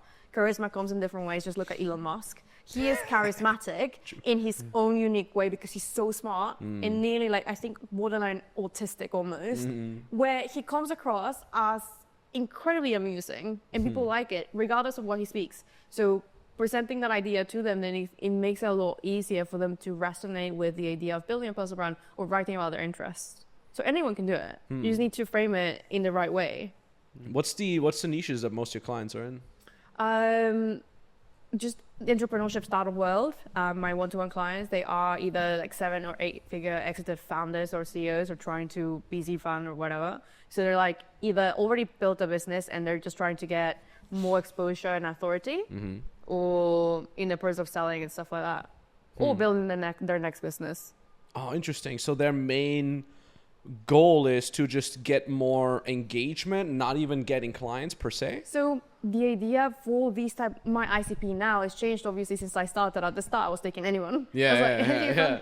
But now, obviously, as my time has become a little bit more valuable, I've been able to select these type of clients that they also come to me where they are more experienced. They understand the power of a personal brand because they've seen it. And one of my clients that I work with, for example, she has had so much investment through LinkedIn just because she posts content. So even if it's not directly correlated to ROI, it's not making her any leads, it is many money because it is. So they understand the power of distribution and visibility, and on LinkedIn especially, people look at you when they're trying to see if they invest in you, if they buy your services or whatever. So it works. How many of your clients are male versus female? 80% of them are male, 20% are female. Really? Yeah. Does that surprise you? Did you expect more women to come to you? No, because I naturally get along better with men. Okay. Just because when I was younger, I've always been interacting with men because my dad is an entrepreneur, so he always take me into networking events, so I know how to communicate All right. very well with men. I'm very straight to the point, blunt, and less emotional when it comes to business, more logical. So I do resonate a little bit more with the audience, and it just makes sense for me.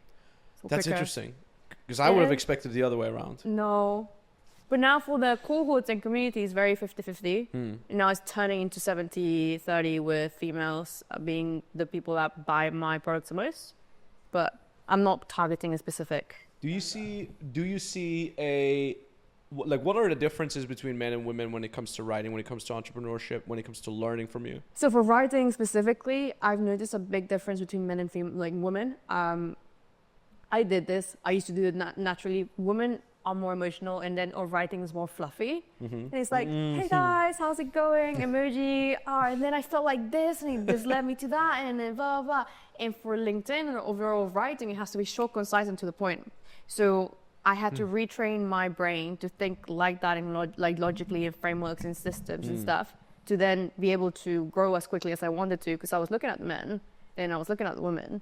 And there's like an obvious disparity between how many top people in the top 1% are men and how many women they are in the top 1% of LinkedIn. Crushing it as a female. Uh, I honestly don't know. I know. I'm genuinely amazing. Leia Hormozy, probably. Lara Yeah, Acosta. yeah. Lara Acosta kills it on the. I heard that she's actually a Who's that? entrepreneur. Entrepreneur. Yeah, I know. Connie Sanchez kills it, but she's got a really good team of writers as well. How much of that is her versus her team? I think it is a lot of her team, but the ideas come from her content, and she's also like very straightforward. But I don't know, off the top of my head, I can't really think of any. Do you think she's so good because she's really like logical? Yeah, 100%. And obviously, if you listen to her podcast, like she's straight to the point, she's very captivating. She doesn't go around in circles. And so when girls are writing, it immediately is like our default where we want to fluff it up, we want to make it cute. And on LinkedIn, it doesn't work. So that is the main difference. And then it's easy to retrain, but then women, and this is what I had as well, like I was part of that problem where it's like, oh, but I don't want to sacrifice my authenticity and I just want to be myself. And I'm like, you can still be yourself, but you're not like, here. You're like, go home. No. No, I didn't say that. You said that. You can still be authentic, writing concisely without a million emojis. However, like if you're marketing yourself towards just women, then that type of writing will work for that type of person. But because I was trying to go broad, like if you just look at simple statistics, and like my friends walked me through this when I was like complaining about like, no, I don't want to change myself. They were like, look at the statistics. There's like a lot more men on LinkedIn and overall on social media than women. So ultimately you have to cater towards the men and what they like in writing or whatever it is. So when it came to education, then I was just like concise, straight to the point, super clear, whatever. And then I grew. That's probably the biggest hack. What about men? So you said women write too fluffy and they kind of have to dumb it down. What about men? What are their issues usually? With men, they think that the majority of my friends, they have so many talents. They're entrepreneurs, and then they're like investors, and then they're like into this and like fitness, and they fitness coaches on the side because they have a six-pack already, and they into health and creative. This is so me. That's and then, funny. like, I have so many Angel investor. I have so many things to talk about. Yeah. And then they get overwhelmed because they get decision fatigue of what to talk about, specifically because everybody's telling them to niche down and they don't know where to start.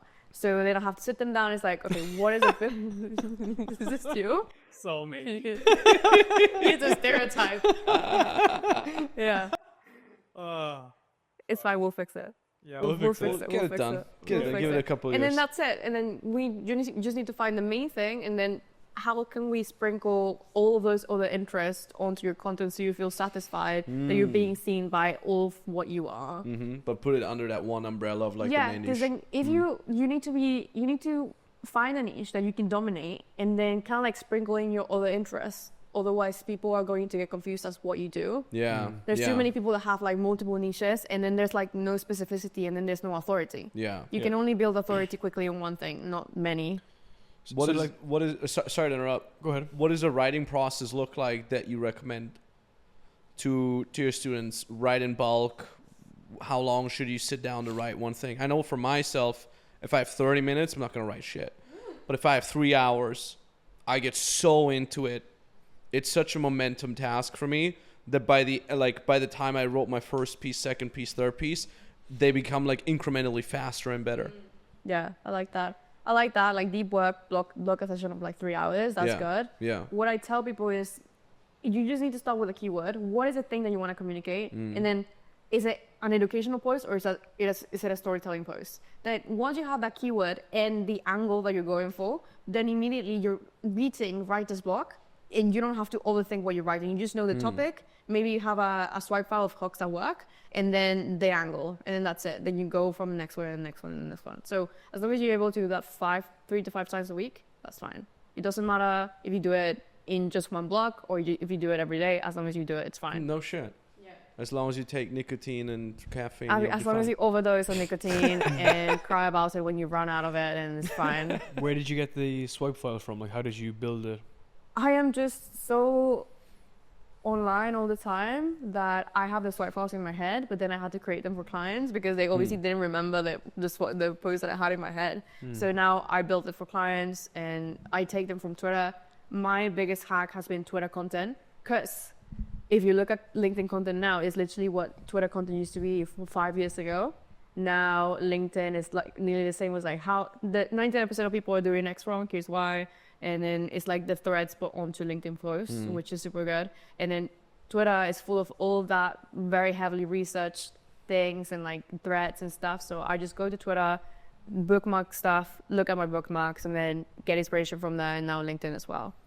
Interesting. So when you do bookmarks, is it direct competitors, indirect? Do you have a specific kind of niche relation that you're looking for? So at the very start, it was the top writers on LinkedIn. And so Charles Miller, Justin Welsh, Dakota Robertson, people I really, really admired. And then over time, it just became all the other things. Like I'll see a health thread that was blowing up and I'll see like, why did this blow up? And then I'll use the same angle. So funny. It's exactly the same process with Instagram. Yeah, You it's look at all the stuff that's same. going viral, you model it, you go nuts on it, and it could be either a direct competitor or an indirect competitor. Yeah.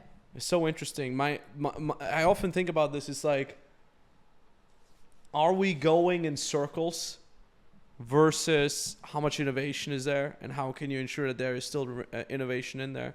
Because I think a lot of people nowadays, they're just like, well, let's copy what works, which is totally justifiable, like by all means. But then at the same time, how much of a percentage do you want to go nuts? So I think it's fine as long as you add your story and you're doing cool stuff.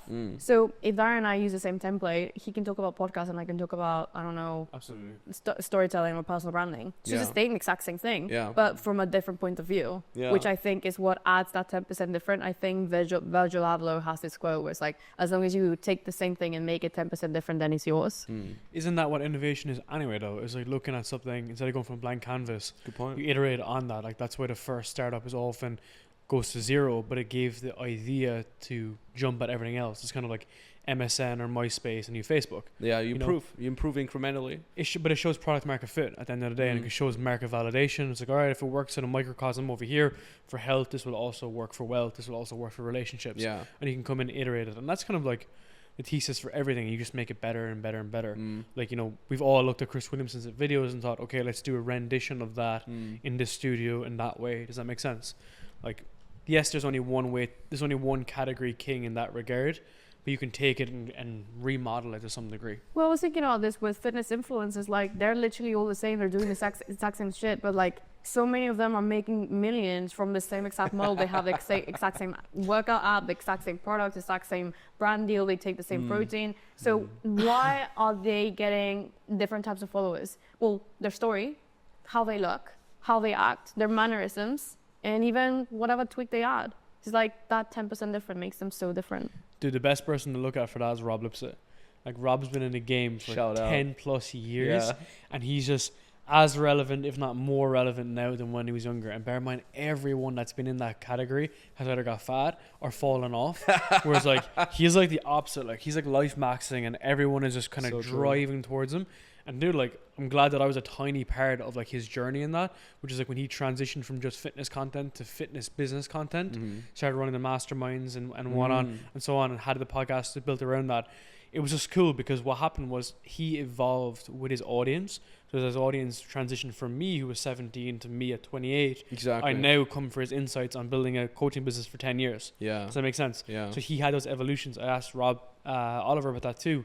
He said the exact same thing, like Tiger Woods, Kobe, all the best athletes, they all evolved through the evolutions of sport and iterations versus getting like, oh, it should be like this, and then they get absolutely side angled and end up then just getting taken out of the market. We talked about you when I had him on. He's like, "Oh, you buddies with Darren." It's super funny.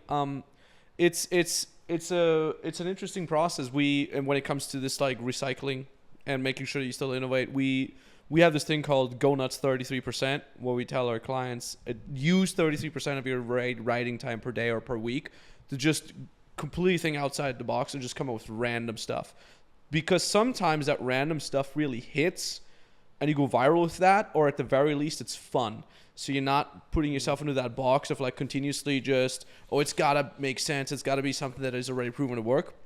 And some of my most viral content when it comes to short form videos was the Go Nuts 33%, where we literally like we drink a glass of red wine and smoke a cigar and just come up with funny shit like, yo, what if we do that? Oh, and then we do this, and it's just so hilarious and so much fun. And again, you know, sometimes it just completely tanks, but who cares? And sometimes it works really, really well. It's interesting. I remember we had this whole writing process when we were in Tokyo for a whole month.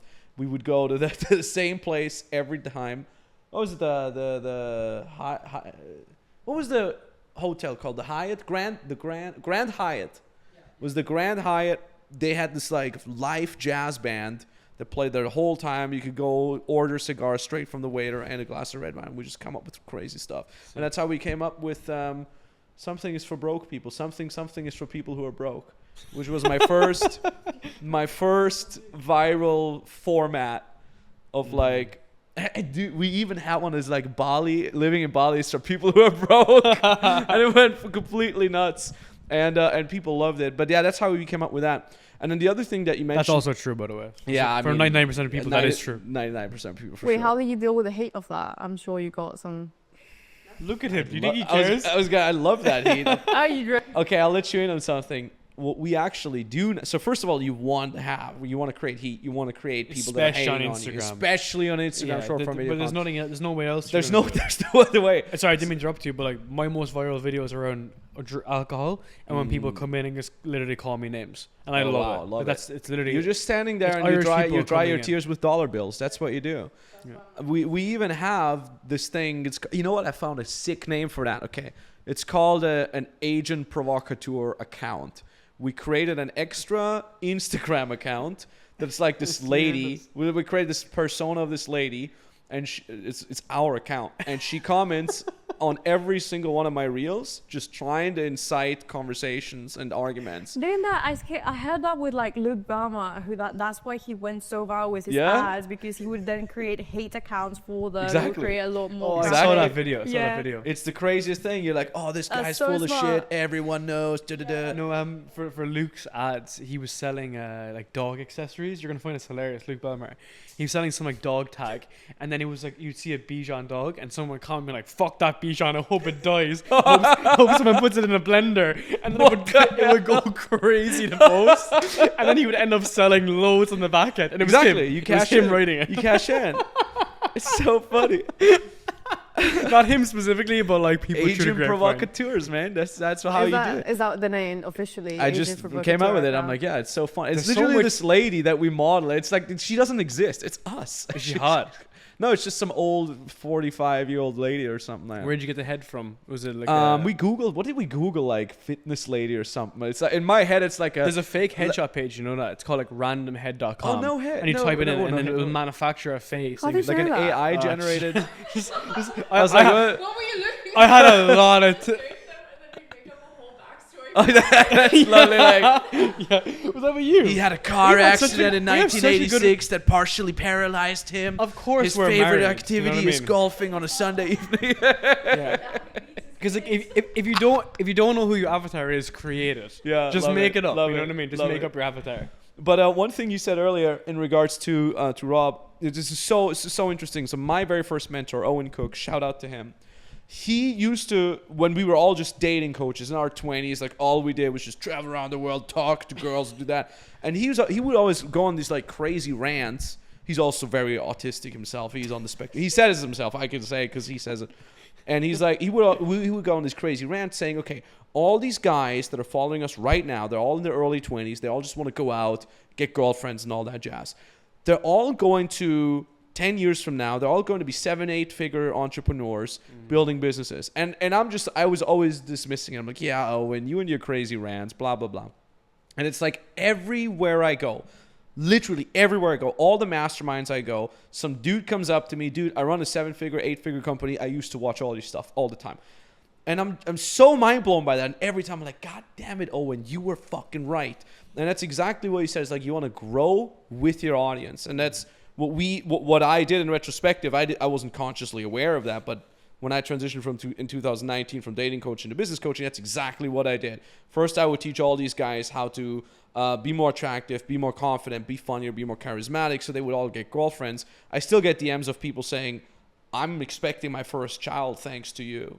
Like, bro, I used your text opener to my now wife, and our first kid is on the way.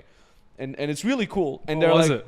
Pardon? What was the opener? I have several. I have multiple. Show us. I'm actually very curious. Actually, the easiest opener ever is Hello Princess.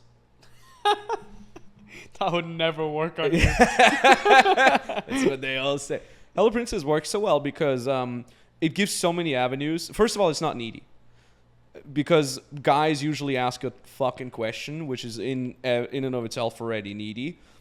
Second of all, 99% of questions are that you get a tons of guys that message you. They all say the same. Or LinkedIn. No one's licensed to my DM. Okay. Okay. That's sad.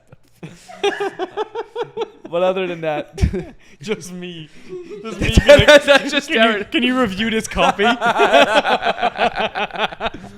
But the thing is, like, 99% of the questions that guys write usually is like, "Hey, how are you?" And I'm always like, behind every "Hey, how are you" is a guy that legit just thinks about it. Is like, that's a great opener. Well done. Hey, I'm sure nobody fucking asked her, "Hey, how are you?" ever. But when you write something like "Hello Princess" or "What's up, Rockstar," it's first of all, you're not an idiot if she doesn't reply as you didn't ask a question, and second of all, it gives so many funny avenues to write back. Because sometimes people write like "Hello Prince" or "Hello King" or "What the fuck" or "Why Princess?" "Why Rockstar?" and so on and so forth. It's easy to answer. And then the other one that I oh my god,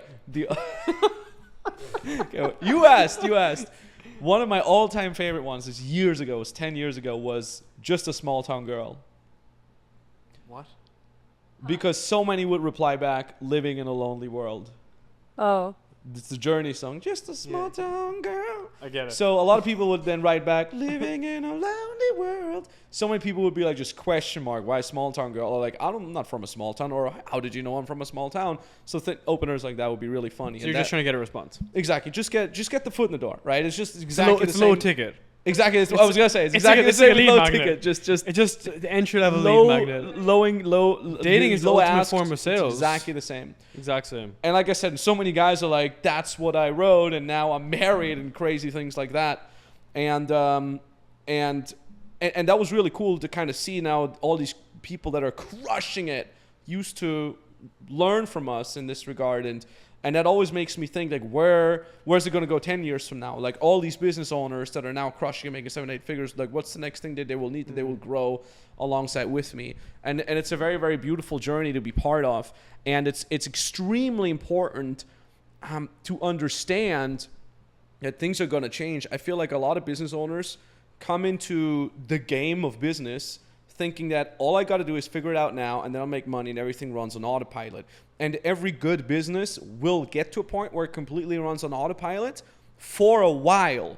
And that's the fuck up that everybody has. They're like, okay, now it's on autopilot. Now it's going to make me the exact same amount of money in the exact same way over the next 10 years.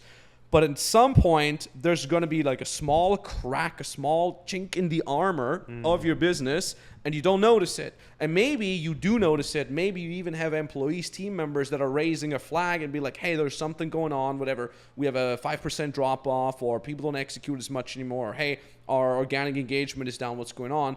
And if you're, as a business owner, you're sitting too much on your lazy ass, you're too little involved in your business, you're going to get caught off guard. You will ignore it, and then it will go from 5% to 10, from 10 to 20, from 20 to 50. And next thing you know, profit margins are too low. You're caught in the back foot. You're caught with your pants down, and you don't have the monthly recurring cash flow coming in to hire the right people to fix it. And by that time, a lot of business owners have already mentally checked out. They're like, oh, I've done it. Everything works on autopilot. I don't want to engage and come back in and really eat shit for the next couple months to fix it. And that is where then a lot of people give up on their business, and then they change niches, change offers. They say agencies don't work. Exactly. It's agencies don't work. And the funny thing is, then they will rebuild something else from scratch, which in and of itself is costly in terms of opportunity cost. If you're used to making $500K a month, all of a sudden you make zero, you go back from scratch. It takes you multiple months to go back to $500K a month or whatever that is. But the problem is, even when you do build that new thing to $500K a month, you will eventually at some point run into the exact same issue that the previous business has had. So if you haven't fixed it until now, you're going to have to fix it sooner or later anyway. So might as well fix it right off the bat in the first place. Dude, that's why like I'm so against people who are like, oh, I'm just like a 0 to 1 founder and then I move on. It's like, no, you just can't run a business. You have fun. You have fun ideas and you play around with Lucy chairs. That's you know what I mean? True. It's just like literally half of my day is managing people's emotions, and I love it. Like I have a large enough team. I make sure everyone's well taken care of. They have their career trajectory. How big is your team? How many people you got on? Like 10 full time. Nice. Now, with some like agencies and shit. And like they're all full time. Like I'm responsible for every one of them. They all have career trajectories. They all are on bonus plans and everything. They're all incentivized.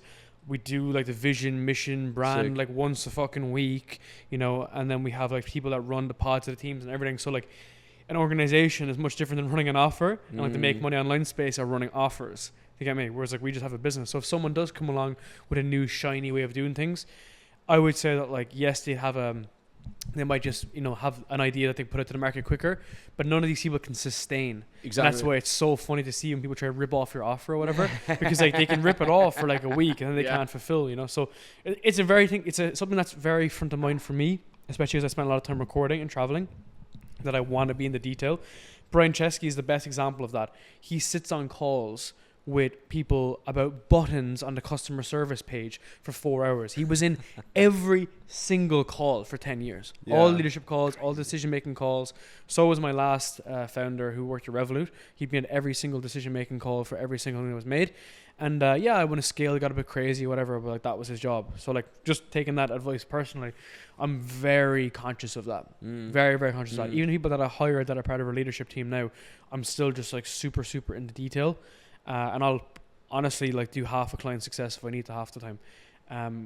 Even because now we have like 7 different ways of making money at the moment. 7 different like sub offers inside them. Yeah. And it's just so important to be in the business, you know? Especially like I think that whole process of like, you know, outsource and step out, like I think it's so dumb. Like, I think the logic is so dumb because like what got you there won't get you there next. Yeah. But you hire people who are also killers that can help you like elevate the mission. Like if your edge is writing and you have a team of writers that now write on autopilot, you still need to be offering your insights on writing.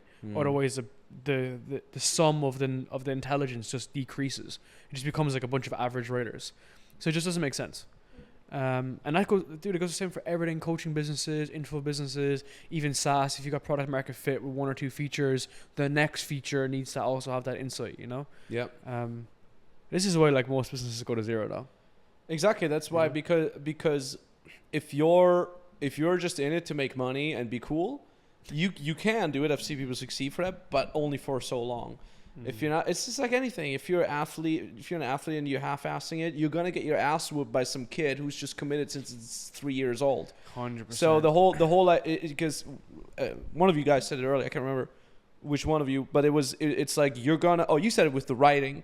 If you like the gap between people that are crushing it and the people that are sucking is going to get wider and wider, because the people in the middle, they're going to be less and less of those.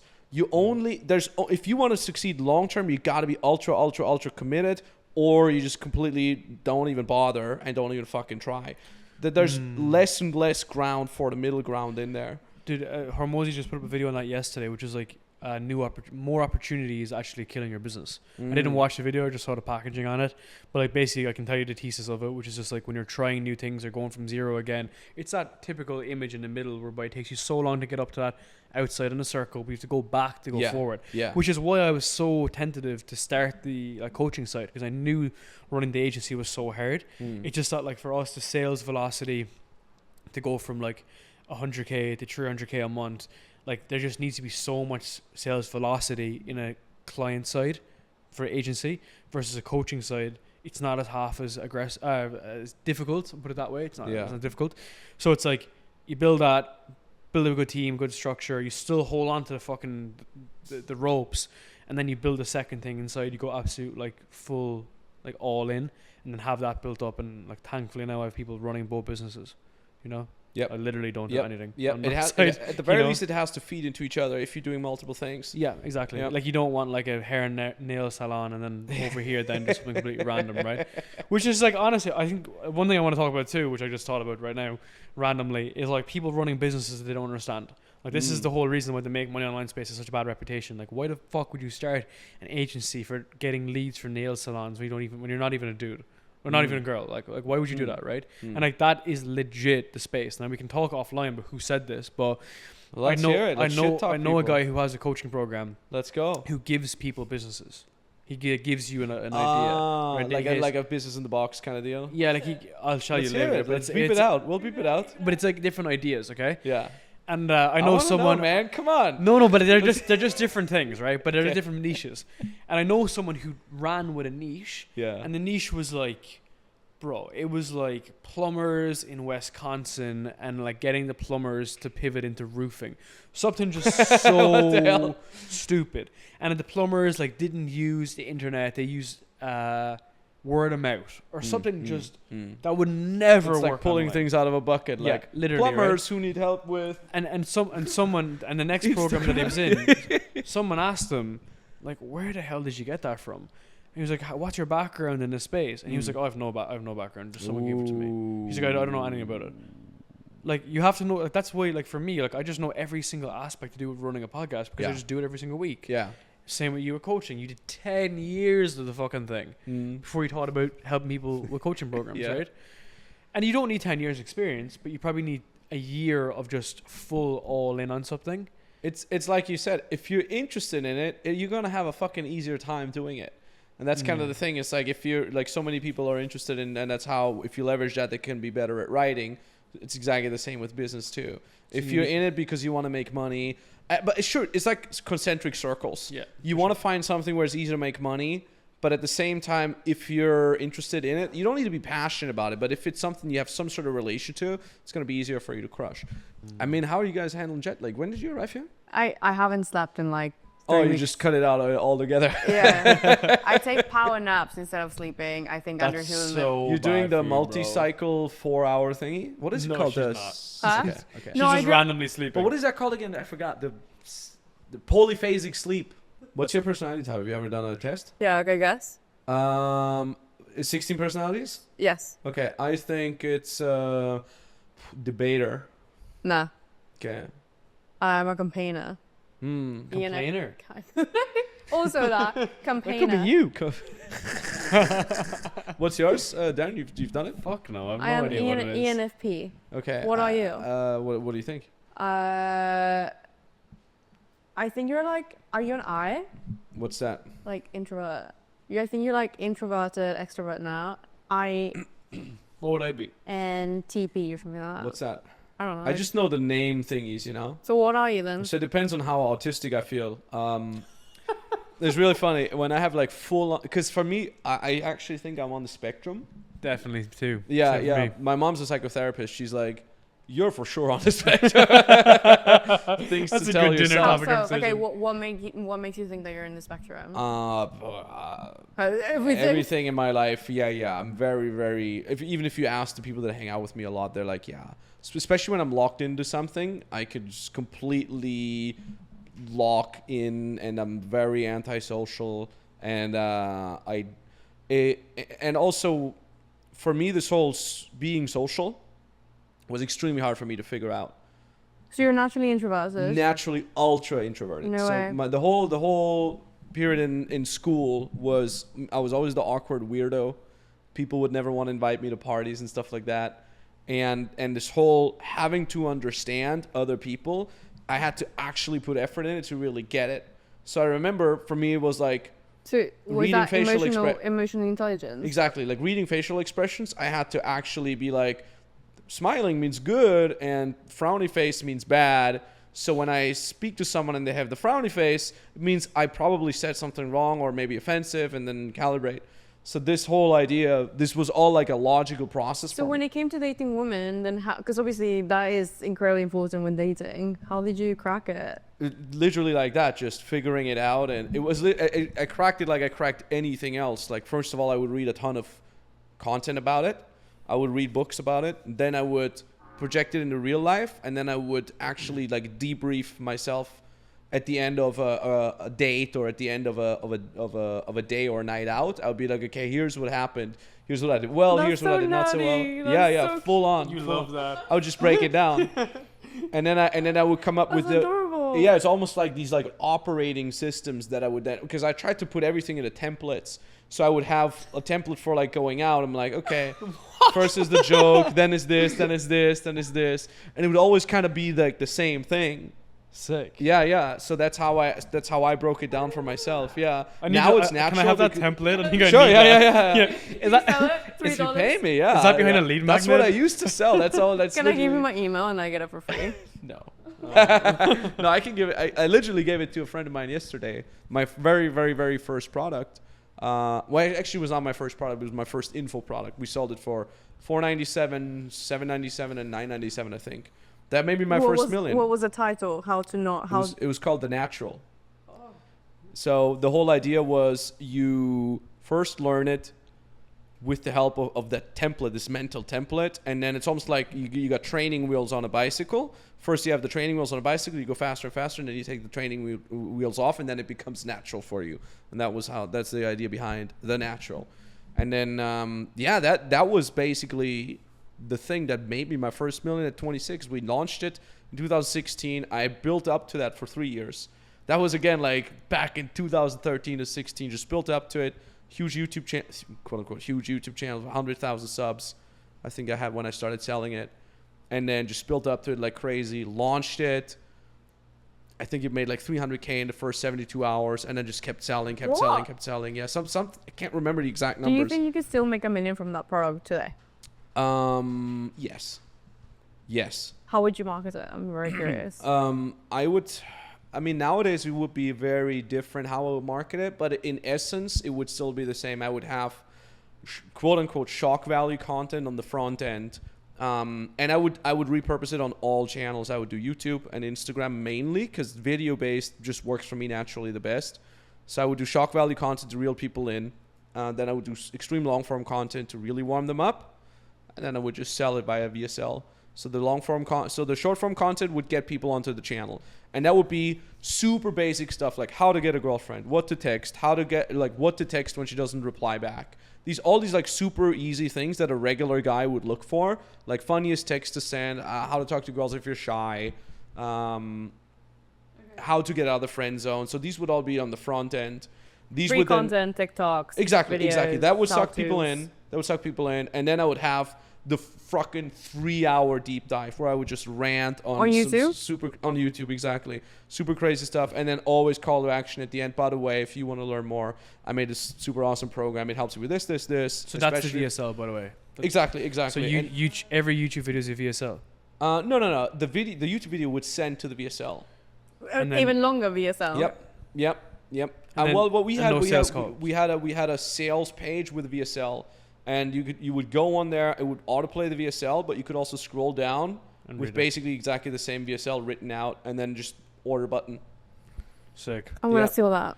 Yeah, something I heard about YouTube recently, which I think is pretty cool, is like every YouTube video is a VSO. Yeah, So yeah. it's a nice frame, right? That's a pretty interesting way to do it. It's just a good way to look at things. Is like everything you create is a VSO, like whether it's just like text or whatnot. It's just like that framework. It's not that you're selling. It's just the fact that like You're it's a convincing story. them. Yeah, it's a story exactly. framework. You know that any piece of content can be that mechanism, can be that one that gets them over the line. You're one video away from changing your life forever. One funnel away. You're one funnel away. You're one video away. Exactly. And I have many clients now that are dating coaches, obviously because like, oh, you used to do dating coaches. Can you help me with that? And many of them, we literally got to 7 figures a year. With the Questions exact here. same things like front end, funny, interesting. What we do mostly now is, sorry to interrupt. You're right, what you're what we do mostly now, actually one of the guys lives here. I'll have him on the podcast as well. Coach Kyle, super awesome guy.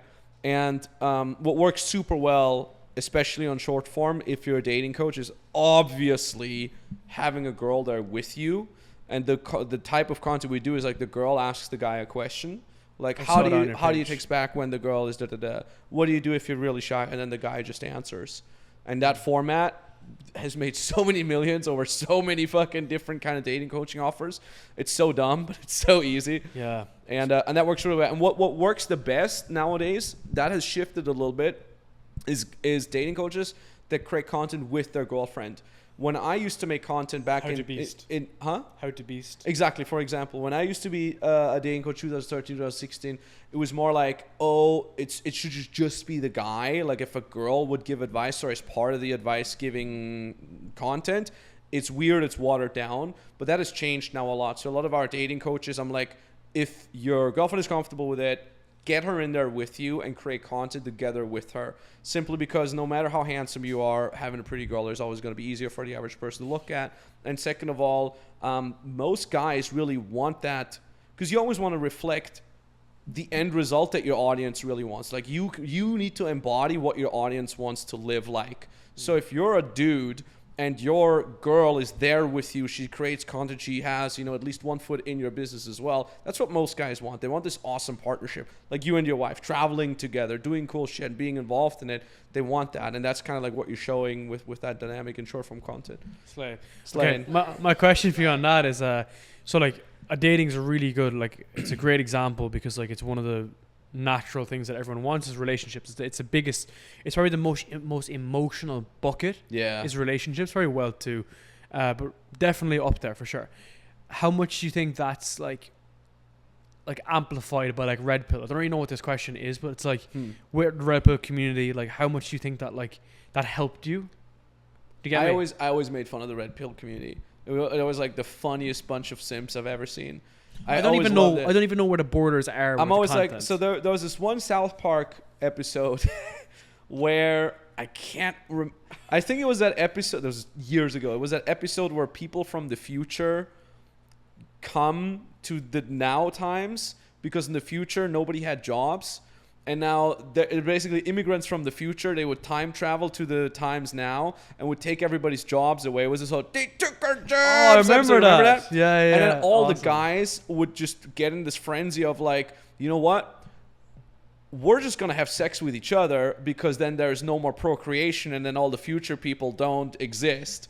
And then it all accumulated into this like big pile of hairy, naked men all having sex with each other instead of figuring out how to fix the actual problem. And in my head, that's the Red Pill community. Just a bunch of hairy, naked guys that couldn't figure out how to get girls, so they just started to circle jerk each other, literally and figuratively. That's one Opus AI content piece right there. It's gonna get a lot of great comments underneath. So what's So- your logic with the? So the with that? whole idea. I mean, of course, there's a lot of nuance to it, and I Yeah. think the Red Pill community honestly probably has good points that they're making. But I never liked the idea of like, I can't figure out the dating game. I can't figure out how to relate to women and make this thing work for me. So I'm just going to go against the grain and say the system is rigged. Everybody sucks. Poor me. I'm going to get out. It's the modern man equivalent of playing a board game with your family and you're losing and you just flip the entire table and say if nobody can win, if I can't win, nobody can win. That's the equivalent of it. So, motherfucker, figure it out, okay? Eat shit, be humble, become humbled, and enjoy the process of being humbled. It's just exactly the same for fucking business. How many haters are out there on fucking forums posting on LinkedIn like, oh, it doesn't work and content game is rigged and unless you have a big following, everything sucks. Wham, poor fucking me. You know what? Figure it the fuck out, okay? Eat shit, totally fine. A lot of people come in because they have ego. They think it's so easy. Oh, I could write viral content if I want to, right? I could win a street fight if I want to. I could get a girl's number if I really wanted to, but I don't want to. Saucy. Exactly. Yeah. Yeah, I like it. Fuck it. Keep going. There's this whole idea of like, you like it? You like it? Should I go Lara's harder? turned on a small bit. There's this whole idea of like every man thinks they could win a fight and get a girl until they actually try it. And so I'd rather actually fail on purpose first, just so I get that out of the way. Just go write a piece of content and watch it suck. Watch it get zero again. Just to fucking get that out of the way. So you come back to the baseline. I don't know anything. Nobody cares about me. Nobody's interested in what I have to say. Good. Now let's figure it out how to make it work. And then just go from there. Enjoy the process while you do it. Ask questions. Create content. Reach out. Keep failing. Give yourself permission to fail. And that's it. That's dating. That's content. That's business. That's fucking life. It's everything. Suck it up. Life's hard. Get a helmet. That's a great clip. Speech. Helmet. Love Real. That's what I used to do this for 3 hours. That's what I'm saying. In a row. Every Spot. Thursday. So much fire. Wow. Fire. Slay. Fire. Slaying. But yeah, that's how it is. So, you know, I get excited by that. I get excited by the fucking idea of losing. When you get to do that, you always win. That's a cool fucking one-liner. Get excited by the idea of losing. Well, it's because only you have win. stakes, right? You have skin in the game, and most people aren't willing to do that, right? Whether that's relationships or whatever. It's so funny because sometimes I actually have like anti-imposter syndrome. I have the opposite. I can think I can do anything sometimes. You're delusional. Genuinely, I'm like, oh, like we sold 10 of these. I could sell 400 if I just do this. Yeah. Like sometimes I have that approach, which is like, do you ever see that meme where it's like more people need more imposter syndrome? That's me sometimes. Genuinely, like I never even knew about Red Pill until like Tate. I didn't know what it existed. I never heard of it. How did you guys meet? How did you meet your wife? Hinge? What's that? Hinge is like Tinder, and she was traveling. Wait, in it's Dublin. made for one night stands? No, we were supposed to do one. Yeah, Oh. and then we just got on well and stuff like this.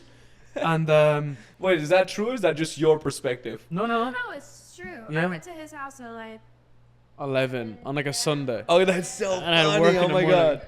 early morning. Yeah, it was sick. That must have been one hell of a night. But like to go back, yeah, Just so yeah, it was. But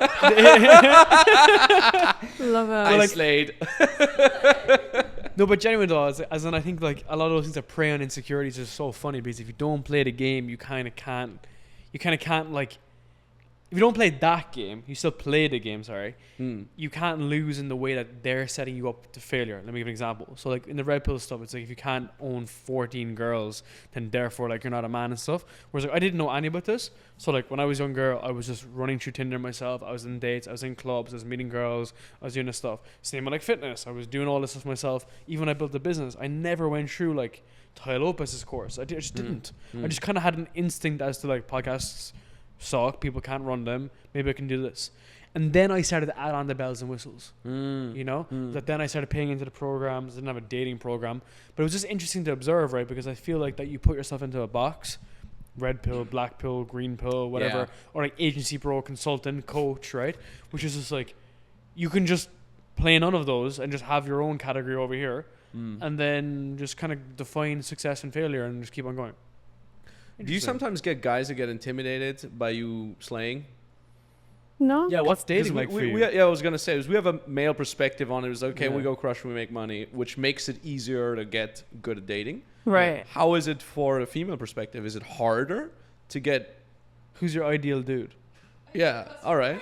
Yeah, who's your ideal Question. customer? I think actually entrepreneurship for me has been a great funnel to meeting amazing men because I love how you call it funnel right it's, away. It's a great funnel. You're speaking So how my do guys language. get into your funnel? Yeah. What's the funnel for guys look What's like? a low ticket offer? There's no low ticket offer. Bullshit. Straight for the high ticket. Sorry. Okay, so that's actually Okay, so a good go back point. So to the explain the entrepreneurship. funnel. Go ahead. Yeah. Well, there's like you either I don't know, like, you just either get it or you don't. So you either demonstrate that you have risk. 7 figures in your bank account. No, actually, I'm joking. No, I'm joking. no. I'm joking. It's more like, are you nerdy and interesting? And if so, then we can speak about nerdy things together. I'm immediately interested because I like that. And luckily, the men in the industry that I know are very kind. They're very charismatic and are very nerdy. We have very similar interests. And then the thing that makes it click for me is like, do you go to the gym and can you lift more than me? And if the answer is yes, then like we can definitely hang out. Interesting. But Jack Nerd example. Yeah, basically. Basically, yeah. I love Jack Nerds, but yeah, basically that. It's not hard, and I'm almost obviously not looking to date either. Like the people that I've dated in the past, they've just happened naturally because we became friends, and then it was a natural occurrence. But I'm not on LinkedIn trying to like get a boyfriend. It's really funny because my best friend's wife, she's like, they're so fucking funny. So she did outreach at some point for my best friend, for his business, and her reply rate was like obviously 97% or something like that. Wait, It's what? so true. Some of my e-commerce clients, they only have female setters Yeah. on LinkedIn because they get a higher response They rate get than like men. Wait, everybody replies. Hold on. Is it because the girls are hot or because Yeah. what they're Yeah, saying? they're just more approachable to talk to. Who Obviously, can I hire? women. Yeah, but the problem was like, because so she would use his script. And it's all like, oh, let's jump on a call. So all these dudes would be on like, the yeah. call. Like, yeah, like, so what are you looking for? You know, like, when are we going to meet? And she's like, what? Meeting? What the fuck are you? So all these dudes, right, talking about Red Bull, they would be like, fuck yeah, I look at my wrist. This random attractive girl just reaches out, asks to hop in a call with me. They wouldn't even fucking get that this was about a business.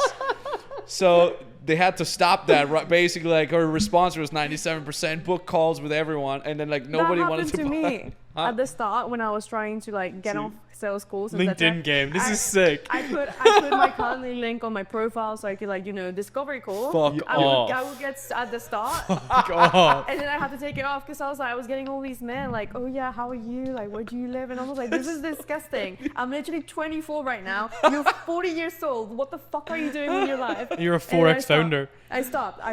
I was like, please no. I stopped posting selfies of me. I didn't want to be seen. I didn't want to be known. I just wanted to be known for my writing, and that was it. Because it just was so paralyzing. The idea that these men were just coming into my profile to simp. not to just get it there. I don't know. It Fuck. was just I didn't like it. What So do so you- wait, so I- for all the women watching, because I'm sure there's a bunch of women watching around there like, this is exactly me. I have that exact fucking issue. So just walk us through again how you fix it. So number 1 was stop the selfies. Number 2, that's it. Stop this. What else? Did you do? Calendly linked. Yeah, you can't, There's this problem that we have as women in the industry, and it's well known. Like, obviously, if you're good looking or like just a decently attractive woman, you will get different types of attention. And then I was like, okay, I can either try and change the entire way people operate, or I can just change what I can control. And what I could control is stop showing my face, because obviously, when you're posting photos of yourself on the internet, you're doing it because you know you're gonna get either more traction. It was just gonna create a different emotion, whatever. So it's like, I'm gonna spend more time trying to create that same emotion with my writing, so I don't have to overly rely on my photos. So whenever I use my photos, they act as a complement to my writing, not just as the main front face of the content. And then as a result, my writing got incredibly better. And then now every time I use a photo, it's a lot more personal, and it feels like an add-on rather than the entire thing. I didn't even think that was you have to think about that. That's crazy, right? yeah. As a Like, dude, as a you dude, know, I'm like, give me the attention. Like, here's Exactly. my abs. You know what I mean? I can't get enough attention. But the attention that you guys get from other guys is a lot more like from a respect point of view, and it's less like, I don't know. True. There's less lust to it. There's like less No interest. objectification. There's no objectification. And I understand that, and I rather just control what I can, and that is how I present myself and how I look, how I do. Am I, showing too much, showing too little? Like, that is all controlled. I think about it very, very clearly. Like, everybody knows in my close friends that I stopped taking certain photos. I don't take photos in cafes. I'm always wearing like shirts like this because I don't want to deviate the attention to anything else but what I do. my talent and my brain. Everything else, I guess, is fine. But as long as that is the main focus, I'm happy. What do you think of OnlyFans? Genuine question. That's a clip right there. Opus. What do you think though? Because if you're getting if you put out a thing on LinkedIn and guys are booking calls, how much could that be taken out of context on something that is propelling that forward? And surely that's a dangerous game. Or like, I don't know. Like, do you have any? You don't have to have any insight on that.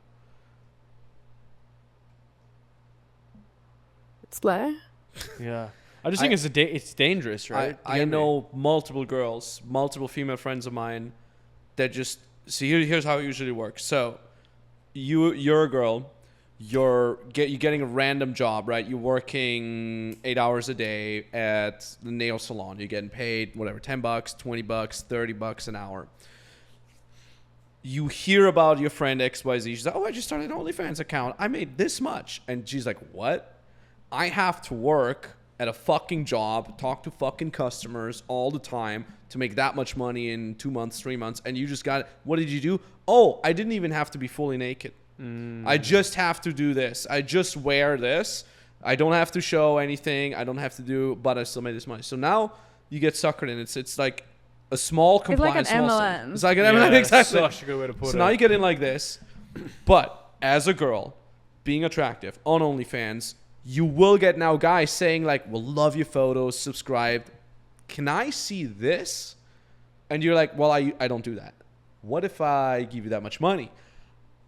Well, okay, now they do that, and now they show even more. And fast forward 2, 5, 6 months later, now they're fully naked. Now they're getting more offers from guys like, "How about you do this? How about you send me a video?" Now they get even more money, and so on and so forth. So they get suckered in like that, and it gets worse and worse and worse and worse. It's like the typical analogy of you put a frog into hot water, it jumps out. You put a frog into warm water, and it gets hotter over time. It'll just boil to death. Same as porn, right? Exactly, it's the same as porn. They go in and easy. Here's the thing. This is not even just a female domain. It's exactly the same with guys as well. I have so many people that are male fitness influencers that are telling, this is now going ultra deep. They're telling me, okay, so they started posting just regular fitness content, 6-pack, 8-pack, and then they would start understanding like, hey, wait a minute, I get more likes when I pose like this, when I show this, when I get more and more naked on my Instagram. And then they would tell me 90% of their DMs are other guys trying to solicit them for actual meetings and gay, homosexual, sexual favors. And I've heard this many, many times that there's a dark net sort of underground black market of heterosexual male fitness influencers literally getting paid $30K, $40K, $50K to just fuck another dude for money. What? And the thing is, it's exactly the same problem. You're a male fitness influencer and you're like, I get paid by whatever, my protein, so and so many $1,000 a month to make so and so much content. Or, you know, I get a little drunk, I just get shit-faced, and I just fuck this random guy in Dubai and make $50K.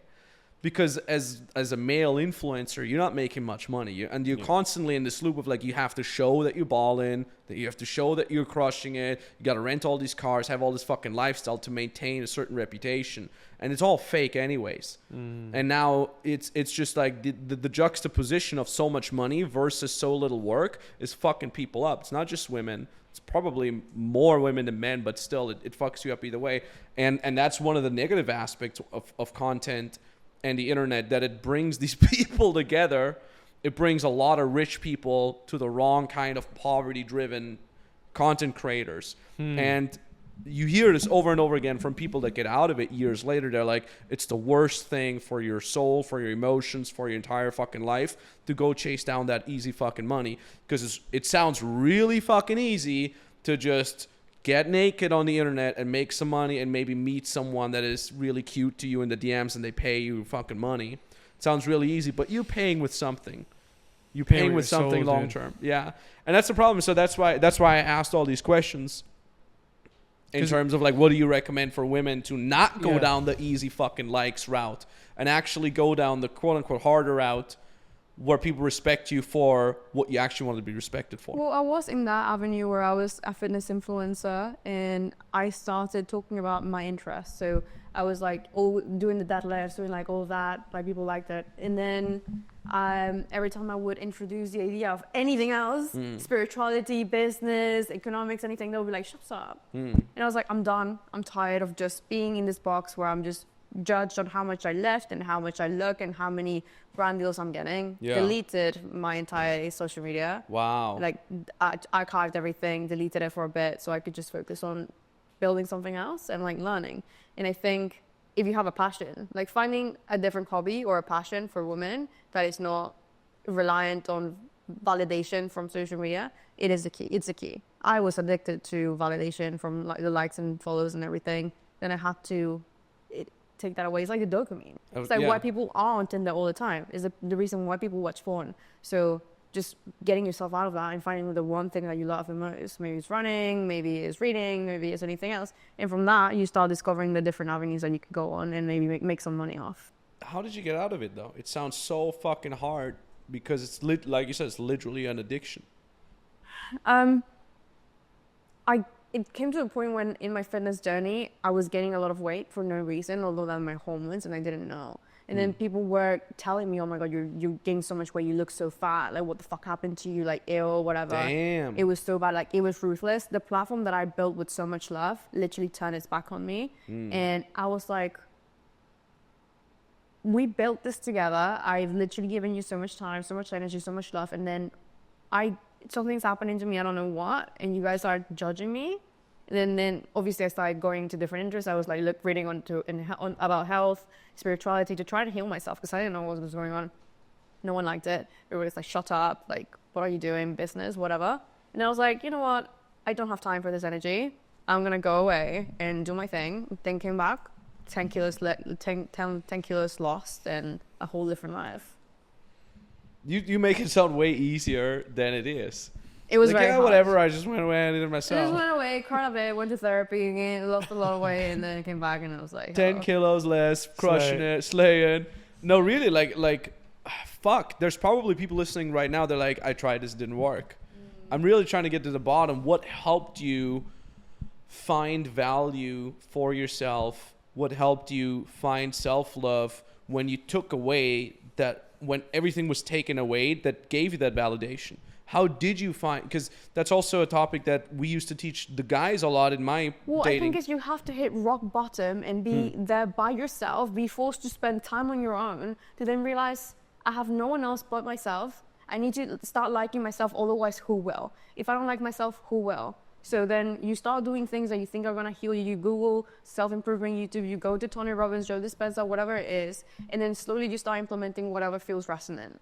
And then step by step, day by day, if you're strong enough to get through it without the other things that would like being negative for you, then you'll start liking yourself and creating this version that actually makes sense for someone to love naturally, without the selfies, without the, whatever it is that you're using to add on to yourself. For me, it was alcohol. Like I would drink so much at university because I felt like I just wouldn't fit in like without alcohol. So it was like borrowing happiness with the alcohol. I was in rooms full of people, but I always felt alone because I just knew that wasn't me. The person that was like when I was drunk, it wasn't me.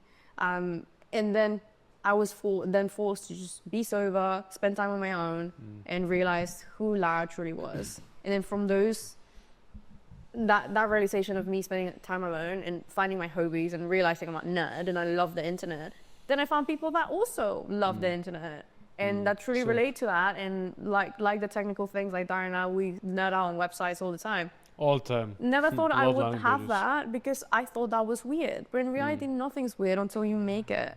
So I think that's the biggest lesson for anyone, not just women, but anyone really that feels like they can't fit in and they have to follow this path where you're posting photos, you have to get the validation because all of your friends are doing it. You don't need to do that. No one needs to do that. It's like, well, the fake idea we've been sold by social media. Because of social media, they want us in. They take our attention is their money. So yeah. It's so cool that you say that because on a surface level, we started with your content is super arrogant but cool, to now going full circle, be like, there's so much substance behind that. It's not, because there's two kinds of arrogance. There's the arrogance that is just masking deep insecurity, and then there's arrogance that you actually gotten from fucking eating shit for a while and figuring it out. Right, the difference between fake arrogance and real confidence, core confidence, how we used to call it. And you brought up something very interesting of like, something must be wrong with me. I'm a nerd. I'm the only one. This is not cool. I used to have that in my very early days of figuring out this whole dating life for myself. I thought girls don't like me or aren't interested in me because I'm a fucking nerd. I like Star Wars and Simpsons, and I listen to heavy metal. I love Simpsons too. Yeah, Simpsons are baller. But I'm like, because I came from a small village in the Austrian Alps, so all the cool guys there, they would all listen to rap, and they would just go out and go, I don't know, ride bicycles and ski. And I was just the guy who was like, I like video games, I like heavy metal. So when I started going out then in Vienna, the capital of Austria, I would literally like try to Google what like cool people listen to music, and then whenever a girl would ask me, what music do you like? I'm like, I like David Guetta and house music. I fucking hated David Guetta. But I had that persona, and it quote unquote worked. And then at some point, I remember I'll never forget that I would go out, and I was in such a good mood. I was in what we call in state, when you're just in, like, whatever reason you're feeling really, really good. And a girl would ask me, what music do you like? And I'm like, I like metal, like heavy metal. And she's like really? Like Slipknot? I'm like, yeah, heavier shit, actually. And she didn't run away, even though I expected her to run away, because this entire time I had this belief of people don't like me because I'm not normal. And then I fucking realized, you know what? There is no fucking normal. There's no baseline. So true. You own who the fuck you are. You owe who you are. And just fucking go with that, because people will always appreciate the authenticity over anything else. And then all of a sudden, once you accept who you really are, you also are much more able to find your own tribe. And like, oh, wait a minute, there's hundreds of thousands of other people that like heavy metal just as much. And then you find your tribe, and then you really start owning who you are. And then even people who don't agree with you, they say heavy metal actually fucking sucks, but I respect that you like it. They'll respect it. And it's almost like I get infected by your passion for that.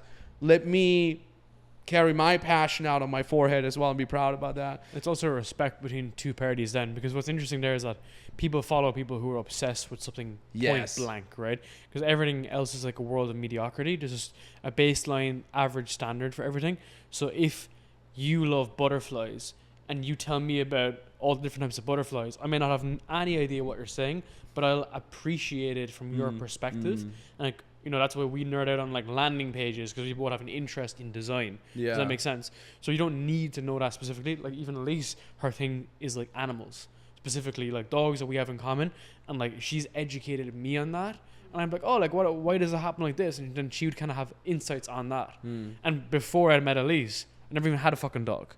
So interesting, right? Interesting, man. So and I now think you got him on. You got the OG on your I got the wrist, OG. man. So basically, if you mold your behavior and patterns to your environment, that's when you become like a subset of a subset. We go back to earlier, everyone trying to be Joe Rogan or Chris Williamson. Yeah. Whereas if you adjust yourself, it sounds so cliche, but you basically just create a new vertical. People are like, this guy just doesn't stop, or it could be something that's not to do with like a funnel. It could just be something that's interesting, right? It's like this person just loves butterflies. And that's why you'll find someone who's an actual good partner or a good friend or vice versa. And actually, one other thing I wanted to add to that, if you don't mind, is I met this guy called Michael in the gym in Bali recently. Super interesting dude. He's like mid-40s. He'd been divorced and just kind of gone through like the kind of pain. And he said to me something so interesting, is that every relationship, specifically a male relationship between two people, they have a pit bull and gentleman dilemma. And I was like, what the hell does that mean? Have you ever heard about this? No. So interesting. He said that basically in every relationship, the pit bull in the relationship and the gentleman can rotate. So a pit bull is someone who's super logical, gets after it, is all in, creates a plan, creates a strategy, and executes on it. The gentleman is much more empathetic and kind of guides someone through a journey and is much more on the emotional side, but doesn't compete with the pit bull on what that specifically is. So almost like brings out the best in that person. The conflict in a relationship or even in a romantic relationship is when two people try to beat a pit bull. Two people are trying to compete with each other on the same vertical, and they're not allowing that person to be in their best self. So if you're really passionate about butterflies, and I'm like, that's fucking stupid, and we're arguing about that, it gets into this point whereby we're both trying to one-up each other, and then that relationship basically disintegrates.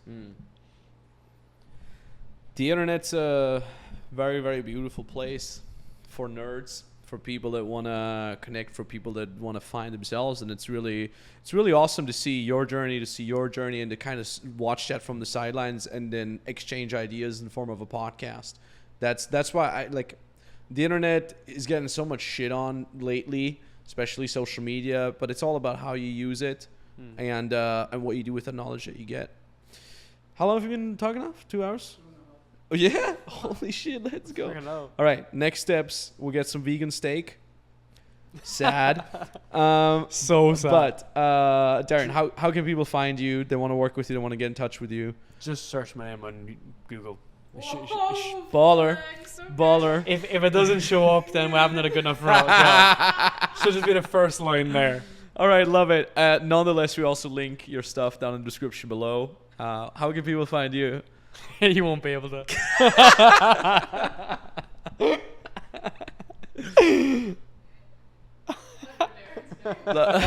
Lara, how can people find you? Just click the link in the description. All right. What's your main? It says so. LinkedIn is what you mostly reply to, or is it Twitter? Or Not our I DMs. don't reply. okay.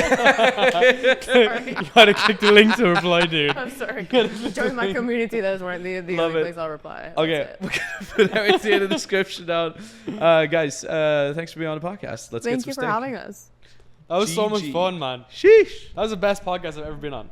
What an epic podcast episode that was. Such good vibes. If this inspires you, you want to be able to travel the world, make good money, be your own boss, do this whole thing next to your 9-to-5 job, and then perhaps even commit to it and drop your 9-to-5 job as you're making very good money already, I got something really awesome for you. Hop on a call directly with me and my team of experts. We will tell you how to start your own online coaching business. We'll tell you where to get your first clients, how to DM someone to get them to buy your stuff, how to set up your coaching program, how to get not only your first clients, but your next 10, 20, 100 clients, how to go viral on social media and build a brand as you're making 10K plus a month. Our advanced clients are making over 500K a month. Our beginner clients are making 10K a month. We've helped over 3,000 people before do that. There's zero reasons why you wouldn't get our help. We literally have a double your investment guarantee.